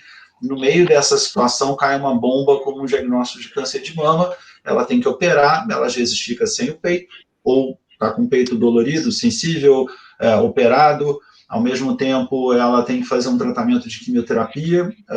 Hoje em dia, mesmo nas clínicas e nos hospitais particulares que tem a touca gelada, né, que é o resfriamento do couro cabeludo, a gente não pode prometer que essas pacientes vão manter o cabelo. Então, assim, pode cair cílio, mexe com a sobrancelha, a paciente fica cansada, mesmo que ela não tenha uma anemia, tem uma certa fadiga, a autoestima dela está no pé, ela tem que ser realmente muito descolada, tem que estar com uma equipe toda muito bacana de suporte, nutricionista, fisioterapeuta, psicóloga, enfim, mesmo que tenha a família mais acolhedora da face da terra, o companheiro mais bacana, é muito difícil, e a sexualidade cai no meio desse caos, né? A paciente está realmente... o tratamento anti-hormonal pode fazer com que ela pare de menstruar, a própria quimioterapia pode fazer com que ela pare de menstruar, e se ela para de menstruar, ela passa a ter uma produção hormonal muito baixa, e obviamente eu não preciso explicar para as mulheres o que isso pode significar em termos de libido. Eu sempre falo que libido não está só está também na cabeça, mas se a cabeça não está muito boa e ela tem todos os motivos para não estar muito legal, porque ela está, como eu falei, diagnóstico recente, recém-operada, quimioterapia, cheio de medo na cabeça, ela tem que ser muito descolada, tem que estar muito bem com o próprio corpo, mesmo sabendo que não está tudo jóia, ela pode continuar tendo vontade, a libido não necessariamente acabou, mas muitas vão ter muitos motivos para não estar com vontade de namorar. Por quê? Porque tem 300 coisas que eu falei aqui que poderiam atrapalhar. E, às vezes, o companheiro, ou mesmo a companheira, e frequentemente os companheiros estão um pouco desconectados nessa hora, a gente precisa chamar o cidadão, o maridão lá, porque quase sempre, nessa experiência de casais com companheiras, em geral, a companheira está do lado. Eu também vejo muitas mulheres que vêm com seus maridos e que estão sempre como parceiros, e aí você tem que conversar francamente, dizer, olha, ela vai diminuir a lubrificação, ela vai estar com menos vontade, ela vai estar, obviamente, assim, não tão facinha, entre aspas, achando que o maridão é o Cauã Raymond erotizando e, enfim, fazendo 1000 fantasias. Ela não está com a cabeça legal, e o cara tem que entender isso, ou a companheira tem que entender isso. Se o clima está bom, mesmo que o clima não esteja ótimo, também o marido, o companheiro, a companheira, pode ajudar aquela mulher, sabe, com carinho, com preliminares mais interessantes, cria um clima mais bacana. Não é aquele negócio de liga o botãozinho, acha que a mulher está pronta, toda lubrificada, não sei o que, ela está se sentindo meio feia, ela está se sentindo, está com o cabelo complicado por causa do tratamento, mas pode ser que ela consiga responder se o estímulo for bom, né? Se você tem preliminares interessantes, se você erotiza de alguma maneira, cria um clima bacana, bota um incenso, uma música legal que a pessoa gosta, ou que o casal tem uma química boa com aquela música, criar um ambiente, né? O maridão lá tá todo perfumado, todo cheirosinho, mas não adianta achar que a mulher vai ligar, carro automático subindo uma serra, vai demorar, chega lá, vai chegar, pode chegar, e também se não chegar, o passeio pode ser bacana, mesmo que não chegue lá no pico da Boa Esperança, não chegou, mas o passeio foi bacana, já valeu o passeio, tá bom. Então vai ter dia que vai chegar mais rápido, tem dia que vai chegar menos rápido. Agora, é o que eu falo para os maridos, olha só, negão, você tem que participar aqui mais ativamente, você tem que se esforçar um pouco mais, porque a mulher que você conheceu, nesse momento, ela pode estar diferente, e você precisa ser sensível e reconhecer que é um momento dela, e que se ela não tiver muito afim, ela está com dor de cabeça, está meio nauseada, eu fico parando para pensar assim, será que eu ia querer namorar minha mulher se eu tivesse com enjoo, dor de cabeça, cansado? Então, assim, peraí, eu tenho que me colocar no lugar do outro, né? Eu sei que empatia nesse país anda faltando, infelizmente, mais do que a gente gostaria. É complicado. Mas vale a pena falar, eu acho que os médicos falam um pouco disso, a gente nem sempre tem intimidade para falar disso, às vezes as pacientes não perguntam, e às vezes tem umas histórias bem bacanas, uma que é ótima, que é eu estou na academia às 6 horas da manhã, malhando, tinha uma paciente que eu ia atender mais tarde na clínica, o marido me liga e eu atendo, chega o personal, fala assim, olha, espera aqui, paciente, não sei o que é, de repente é uma coisa urgente. Doutor Gilberto, a fulana tem consulta hoje, mais tarde com o senhor. Dá para o senhor falar para ela que tem tudo bem, que a gente pode namorar, que não tem contraindicação, dá um jeito de puxar esse assunto. Eu achei incrível. Primeiro, o cara me ligou muito cedo, tudo bem, é um pouco incômodo, mas, por outro lado, eu achei incrível, porque o cara, assim, gosta da esposa, de repente ele não tem uma química muito boa de conversar com ela, e às vezes a mulher se fecha muito nesse diagnóstico. Então, tem o outro lado da história também. Tem mulheres que, às vezes, o casal não conversa muito sobre intimidades, a mulher não fala, o marido não pergunta, e todo mundo acha que está ruim, mas ninguém fala a respeito. E aí o médico, coitado, tem que virar terapeuta sexual, tem zero de formação nessa área, mas depois de 26 anos trabalhando com o público feminino, eu confesso que já deu para aprender alguma coisa. Então, assim, eu achei bacana, muito legal da parte dele, e a gente puxei lá, a mulher meio deprimida, coitada, ainda muito impactada com o diagnóstico. Olha que ela já tinha operado há um tempão, já tinha terminado a quimioterapia, já estava com cabelo, mas para ela continuava tudo muito complicado.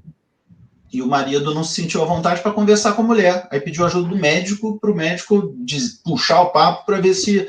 É meio esquisito, a gente se coloca às vezes num lugar meio estranho que os pacientes e as famílias colocam, mas nesse caso, pelo menos, ele mostrou interesse e a gente acabou conversando.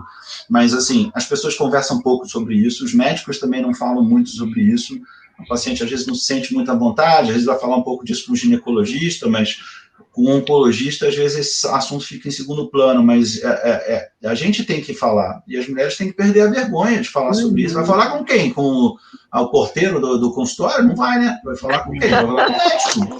Vai falar com a amiga? Ah, com a amiga é importante, com a irmã é importante, com a família é importante, mas é importante que o marido, a companheira, entenda que assim, olha, ela vai ficar ressecada, mas pode lubrificar, tem coisinhas que pode fazer para dar uma apimentada. Erotizar é uma palavra que não é feia, mas parece que é um pecado. Então, assim, peraí, o que funciona para vocês, o que funcionava antes, o que a tua esposa gosta, o que você gosta. De repente, assim, esse estímulo, ela acaba lubrificando, ela acaba tendo vontade. Então, se ela começa a namorar e não tem muita vontade, mas, assim, o beijo é bom, o carinho é bom, aí ela começa a entrar no esquema e vai namorar. Mesmo pode estar careca, sem peito, meio cansada, mas se o carinho for bom, se o estímulo for bom, o cidadão vai conseguir arrancar ali alguma coisa bacana e vai ser bom para os dois, porque não vai ser só bom para o cara, para ela, que também está, coitada, cheia de preocupação na cabeça, vem lá o maridão cheio de amor para dar, e ele se esforça, claro que ela vai responder, a não ser que ela realmente não esteja se sentindo bem, e aí, claro que o marido tem que respeitar, entender que it's okay, not to be okay, se não tiver bacana naquele dia, outro dia, quem sabe, depois, na semana que vem, se melhorar, a gente namora. Então, assim, só que os maridos têm melhorado um pouco nisso, mas ainda tem muito que aprender. Mas também as mulheres têm que falar sobre isso. Usem a criatividade, maridos. Pois é. Vamos ajudar aí. Muito bom, doutor, muito bom. Eu tenho uma última pergunta para o doutor Gilberto. Bom, o senhor estava mencionando ao longo da live sobre alguns mitos, o senhor estava citando alguns mitos, uso de desodorante ou algum tipo de sutiã que de repente possa provocar, que possa machucar. O que o senhor tem a dizer a respeito desses mitos que são disseminados pela sociedade, pela internet, né? Pela internet. Bate e volta rápido. Então, assim, sutiã apertado ou sutiã com aro causa câncer de mama? Obviamente que não. Desodorante é capaz de provocar câncer de mama em alguém? Obviamente não, mas é preciso a gente falar isso. Micro-ondas também não provoca câncer de mama em ninguém. Outros mitos que são muito comuns, assim, o silicone aumenta o risco de câncer de mama? Não, ele dá para fazer mamografia com silicone, existe inclusive um tipo de chapa especial de mamografia, em vez de fazer só aquela mamografia de cima e a de lado, você faz uma outra para poder fazer uma imagem um pouquinho melhor e tentar tirar o silicone um pouco do caminho. Então, não é proibido fazer mamografia com silicone, e o silicone em si não vai dar câncer de mama em ninguém. Outro mito frequente, eu faço meu autoexame, então eu não preciso fazer mamografia. Isso é mito. Na verdade, a gente não é contra o autoexame, a gente gosta até de usar mais a palavra autoconhecimento, porque aí eu não estou falando só de conhecer o meu corpo, de conhecer, eu estou falando da minha saúde como um todo, alimentação, exercício físico, meus fatores de risco, minha história familiar. Autoconhecimento é importante, mas não basta ficar no autoconhecimento e não ir no médico e não fazer mamografia. Então, é mito ficar no autoexame se não tem história na família, por exemplo. Já falaram para mim assim, doutor, tira todo o seu seio, deixa sem nada e põe um silicone que aí você não tem risco de ter nada. Tira toda essa gordura, tira todas essas glândulas, esse tamanho de seio que você tem, deixa retinho, coloca o silicone, que você não vai ter o risco de ter alguma coisa futuramente. É lenda? Primeiro que risco zero não tem. Por outro lado, se a gente passa a adotar esse tipo de política, a gente vai fazer uma quantidade bizarra de mastectomias desnecessárias. Você vai amputar a mama de um monte de mulheres. Lembra que a gente está falando são muitos casos, são milhares de casos, mas não são milhões de casos. Então, assim, não tem justificativa, mesmo que você tenha todo o dinheiro do mundo. Se tem uma história familiar que está em dúvida se é importante ou não, vai marcar uma consulta com um geneticista para fazer um aconselhamento genético, fazer uma testagem genética e ver se por acaso tem alguma mutação diferente que possa aumentar o seu risco individual. Agora, não se justifica fazer propagar a ideia de que fazer a cirurgia... Primeiro, porque algumas mulheres se arrependem mesmo quando tem uma indicação, às vezes, de fazer a cirurgia, o pós-operatório não é simples, algumas complicações são reais, e o que eu costumo dizer, é meio bobo, mas é ilustrativo para quem vê, às vezes, as mulheres na TV, pessoas famosas, assim como a Ellen. Então, assim, olha só, no mundo real não tem Photoshop. Cicatriz dói, a mama fica sensível, ou sensível para ter dor, ou, no caso de uma cirurgia bilateral, preventiva, frequentemente ela perde completamente a sensibilidade do peito. A boa e a ruim. Então, a boa da excitação, da erotização, muitas vezes vai embora. Então, eu não sabia que eu ia perder a sensibilidade, assim, a excitação que vem com o toque, com o carinho, com a carícia. Ela não sabia, mas devia ter sido informada antes, porque uma cirurgia grande na mama, preventiva, não é um assunto banal. Então, para uma mulher como a Angelina Jolie, por exemplo, que teve a mãe com câncer, a tia e a avó, e as 3 faleceram de câncer de mama ou câncer de ovário, ela faz uma mutação e com 37 anos ela resolve fazer uma dupla mastectomia preventiva, ou como a gente gosta de falar, adenomastectomia redutora de risco. Enfim, é uma história complicada, não precisa ter o dinheiro da Angelina Jolie para fazer isso. Hoje em dia dá para fazer isso no Brasil, o teste genético está disponível, tem geneticista, tem cirurgião que faz esse tipo de cirurgia, mas é uma família muito especial, existem outras por aqui também, mas não são todas, é uma exceção. Então a gente não pode sair por aí propagando que tira tudo e bota silicone. Não fica bom, às vezes, o resultado. Pode ser o melhor cirurgião, mais caro de São Paulo, mais caro do Rio de Janeiro, que nem sempre o resultado é bom, a sensibilidade não é banal. Vai depender de cada um. Pois é, então a gente precisa, assim, botar uma água nessa fervura, porque tem muita mulher que dá uma surtada numa hora dessa, até aquelas que já tiveram câncer na mama X, ela acha que tem que fazer a cirurgia preventiva na outra, e a grande maioria não vai precisar, porque nunca mais vai ter câncer de mama na outra mama. Então, se a gente sai fazendo mastectomia do outro lado, a gente está tirando a mama de um monte de mulher sem necessidade. Isso é bizarro. Então, assim, existe um grupo de mulheres que vai precisar desse tipo de cirurgia, mas isso é exceção. Não pode ser propagado como sendo uma coisa simples, facinha, que eu acordei hoje de manhã, vou tirar minhas 2 mamas, bota silicone e tá bom. É mais complicado que isso, é dolorido, pode não trazer um resultado bom e não tem volta. Não dá para rebobinar a fita, me arrependi. Então isso tem que ser feito só em casos muito especiais.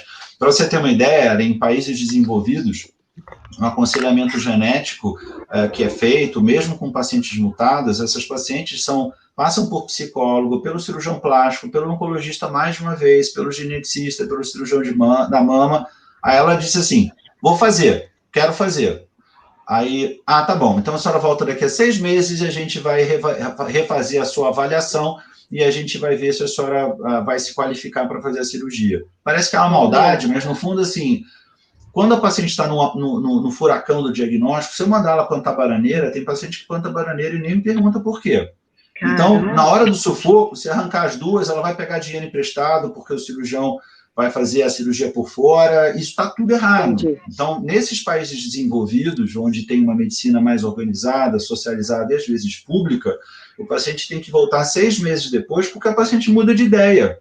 Às vezes passou aquele furacão Passou o furacão do diagnóstico, ela conversa, passa 1 mês, passa 2, passa 3, pensando bem, acho que eu não vou fazer, não. Vou fazer o controle, eu vou no médico de 6 meses, eu faço a ressonância se tiver que fazer, ultrassom, quero operar mais não. Mas a hora lá do furacão, ela operava as 2. E aí muitos médicos, nessas horas, precisam ter o cuidado de dizer, olha, vamos fazer uma coisa de cada vez, sabe? Ficou doente da mama esquerda, não tem nada na mama direita, vamos tratar a mama esquerda, se tiver que fazer algum retoque para ter simetria, ok, mas sair amputando mama e botando silicone só porque teve câncer na mama X, não é recomendado de rotina. Desculpa, Paty, te atrapalhar, viu? Não, imagina, que isso. Alguém tem mais alguma pergunta? Isso que eu ia falar agora.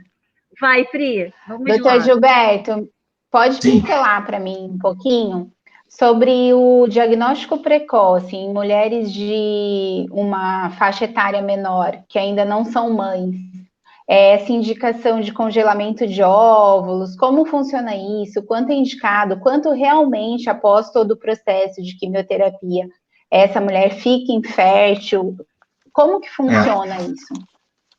Os tratamentos têm sim esse risco de reduzir a fertilidade. Então, esse é um problema, e é aquele problema que a gente não tem uma solução muito simples. Se eu estou falando de uma paciente de um alto padrão e ela acabou de receber um diagnóstico de câncer de mama, e suponhamos, ela tem 30 anos, não engravidou, ela terminou a faculdade, entrou no mercado de trabalho, de repente cai uma bomba, ela está com câncer de mama. E ela nem sabe se ela tem fertilidade adequada, ela nunca teve filho, nunca engravidou, não tem óvulos congelados, porque tem uma outra parcela da população de alto padrão que já congelou óvulos antes de 35, porque ela só quero ter filho depois dos 40, e aí, nesse meio do caminho, a paciente tem diagnóstico de câncer de mama, mas ela tem óvulos congelados já, mas a maioria não tem. E mesmo nos pacientes de convênio, a maioria não tem óvulos congelados, mas essa galera jovem, ela deve ser convidada a conversar com um especialista em fertilidade, que a gente chama de fertileuta, embora na prática isso ainda é quase ficção científica. Não que os fertileutas não existam, porque existem bons profissionais, clínicas muito boas, mas o tratamento tem alto custo. Dá para fazer isso relativamente rápido. Um dos problemas do passado é que você tinha que fazer uma estimulação hormonal, demorava muitas semanas, e sem querer você atrasava o tratamento do câncer de uma forma marcante, porque a mulher tinha que induzir a ovulação, tirar os óvulos e voltar depois para operar, voltar depois para fazer a quimioterapia. Então, hoje, mulheres de 30, 35 anos, eventualmente menos de 40, que elas são diagnosticadas com câncer de mama, supostamente elas poderiam conversar com o fertileuta se elas tiverem acesso econômico, porque é um tratamento caro que não tem cobertura do plano de saúde. Essa é uma das muitas brigas, no bom sentido, que a gente tem, para que esse acesso seja ampliado, porque, em parte, isso pode ser uma complicação do tratamento. A mulher pode, sim, fazer quimioterapia e se tornar infértil. É verdade que algumas mulheres nem sabem se têm uma fertilidade normal. Então, nessas horas, essa semana passada, uma paciente assim, acabou de receber diagnóstico com 42 anos. E aí ela, não, mas é porque eu queria engravidar, não sei o quê. Eu falei assim, tá, mas você tem óvulo congelado? Eu falei assim, não. Você já engravidou alguma vez? Eu falei assim, não. Eu falei assim, tá, mas você já foi a algum especialista em fertilidade esses anos todos para saber se teus exames estão bons? Porque tem o que a gente chama de reserva ovariana. Passou dos 35, a reserva ovariana despenca. Então, eu não sei se essa mulher tem óvulos ainda viáveis com 42 anos. Pode ser que ela nem tenha mais. E aí a culpa não é nem do tratamento oncológico, porque simplesmente com o envelhecimento, a mulher nasce com uma quantidade de óvulos lá limitado, a cada mês vai perdendo, chegou 30, 35, começa a cair. Não é impossível. Claro que não. Mas você induzir uma ovulação com uma mulher de 40 anos que nunca fez isso, a chance de conseguir congelar uma quantidade satisfatória de óvulos é muito baixa. Isso com menos de 35 é mais fácil, mas é mais fácil até a página 2, porque custa caro e os planos de saúde não cobrem. Então, eu tenho visto pacientes, sim, eu atendo pacientes de diferentes classes sociais, mas vejo uma dificuldade real, porque eu preciso eu tenho uma janela de tempo curto até o tratamento, às vezes 2, 3 semanas. Existem processos de indução de ovulação muito rápidos hoje em dia. Porém, o custo é um fator limitante que a gente não consegue resolver. Um tratamento de fertilidade dessa fase de medicamento, consulta, procedimento de congelar óvulos, não custa menos de 15, 20 mil reais, e numa crise colossal como a gente vive, nem todo mundo tem uma reserva para dispor desses recursos. Então, é uma limitação. E na rede pública, infelizmente, isso não está disponível. Sim, sensacional. Esclarecedor. Ellen, mais alguma pergunta? Não, mas não, senão o doutor vai falar, Ellen, depois marca uma consulta, a gente vai para saber.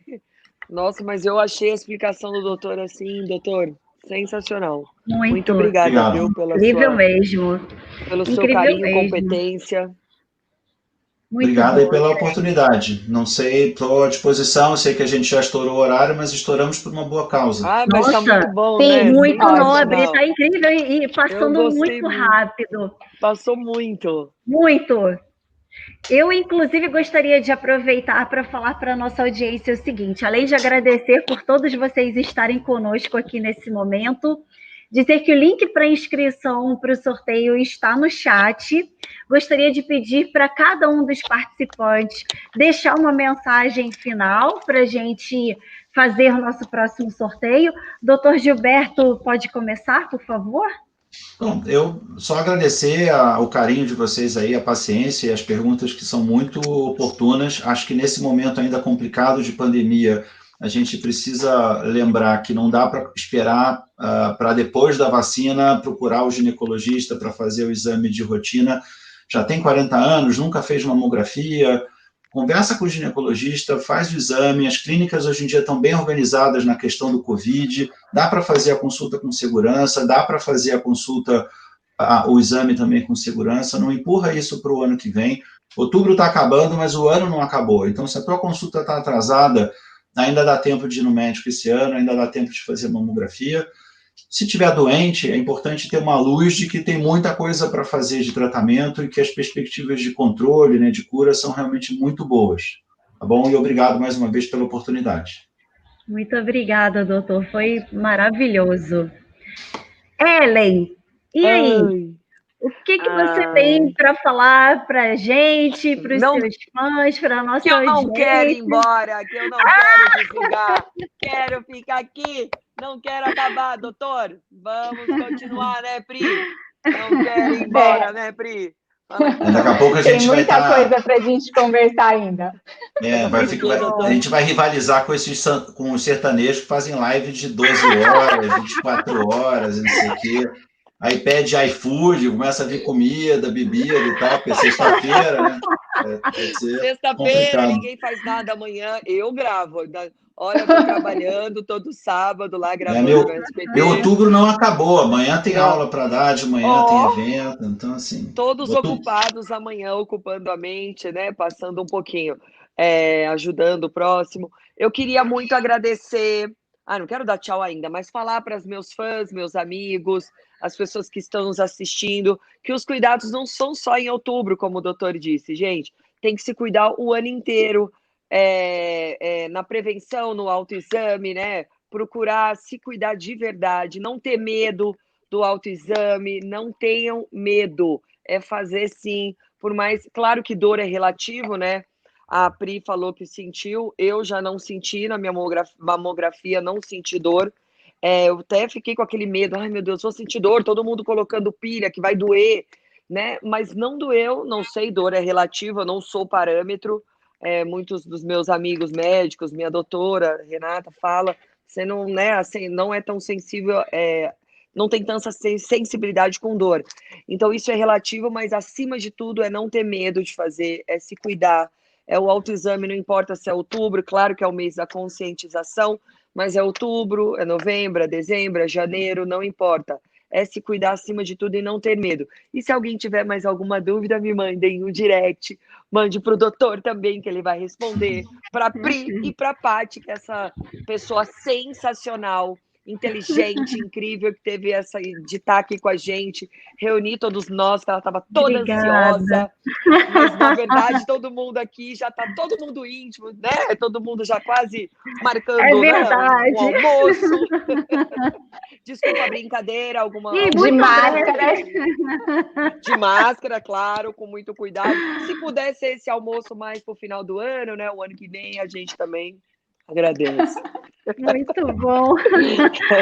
Ai, ela é sensacional.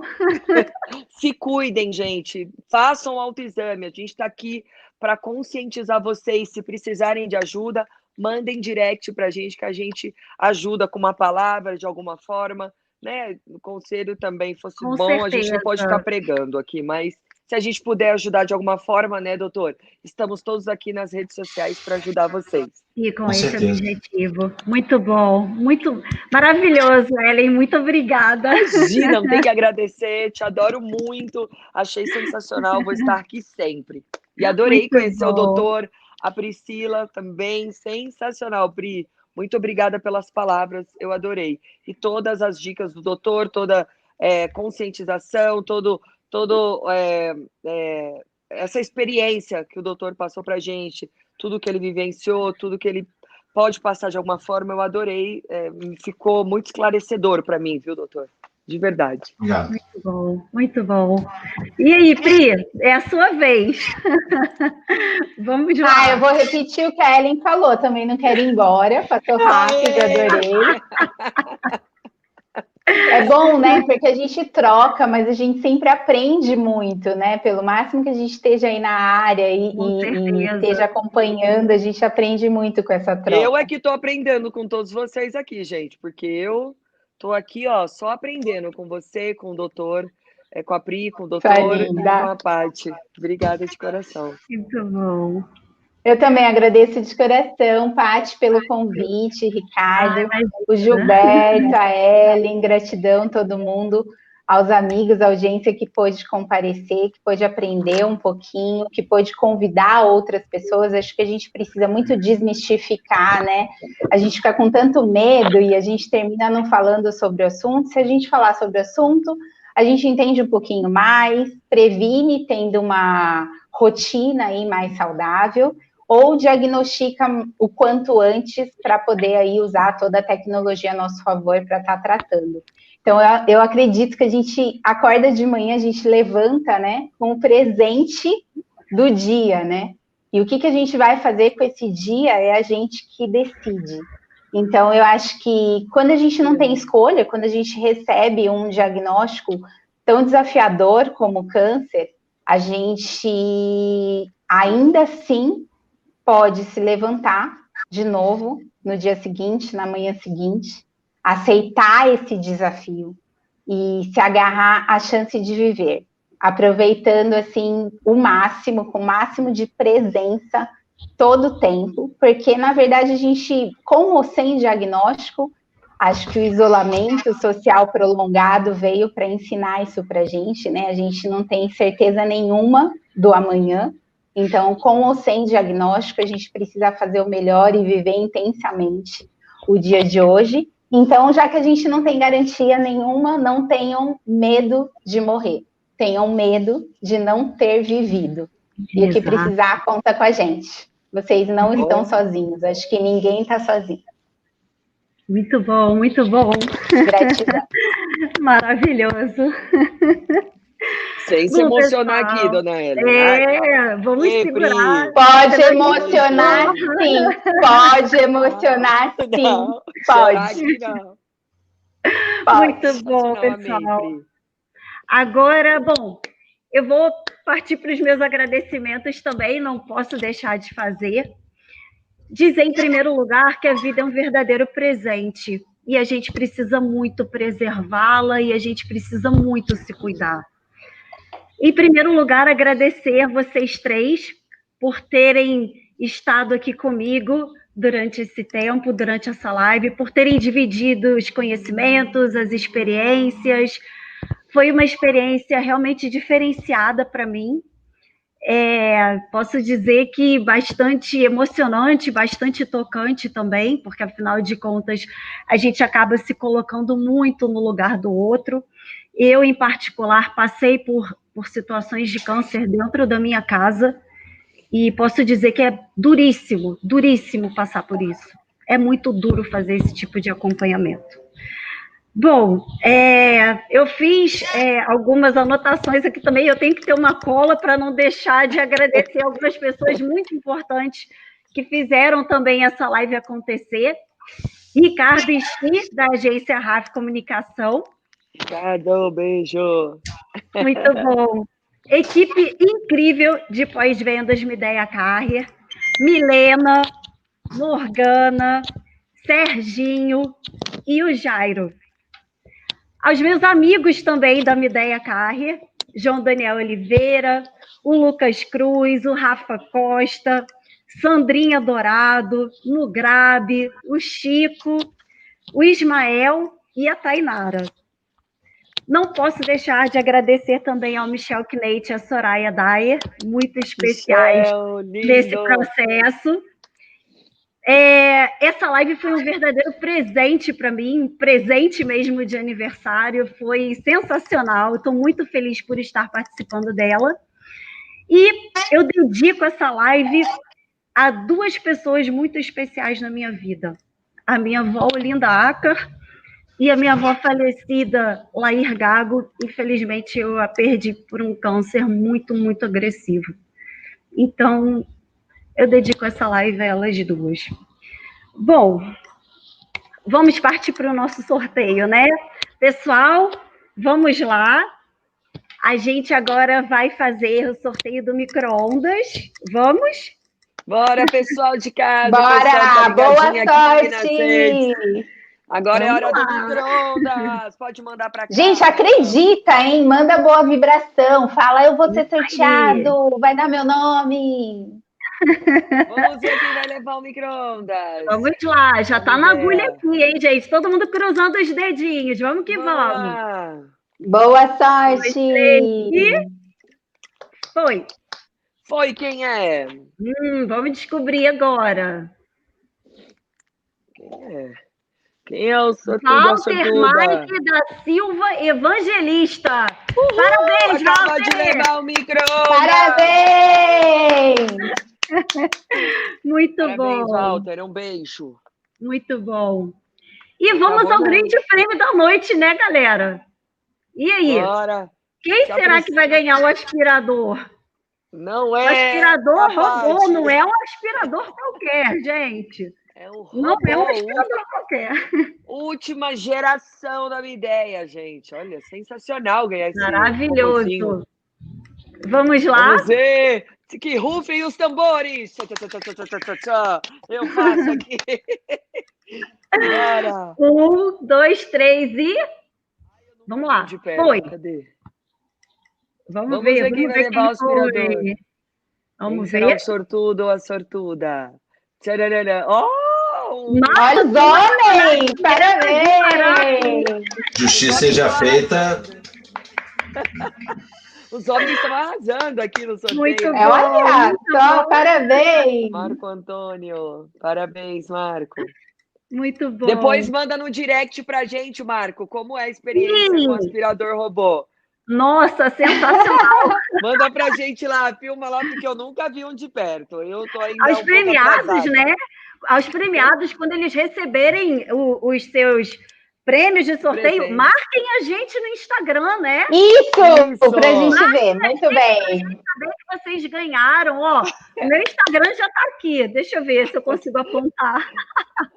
Marquem a gente para que a gente tenha conhecimento de que vocês receberam os presentes de vocês. A equipe vai entrar em contato para que possa pegar todos os dados, tudo certinho, vai cuidar de todos os trâmites.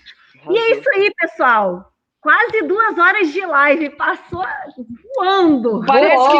Parece que foi meia hora, não é, gente? Não parece? Foi uma Parece delícia.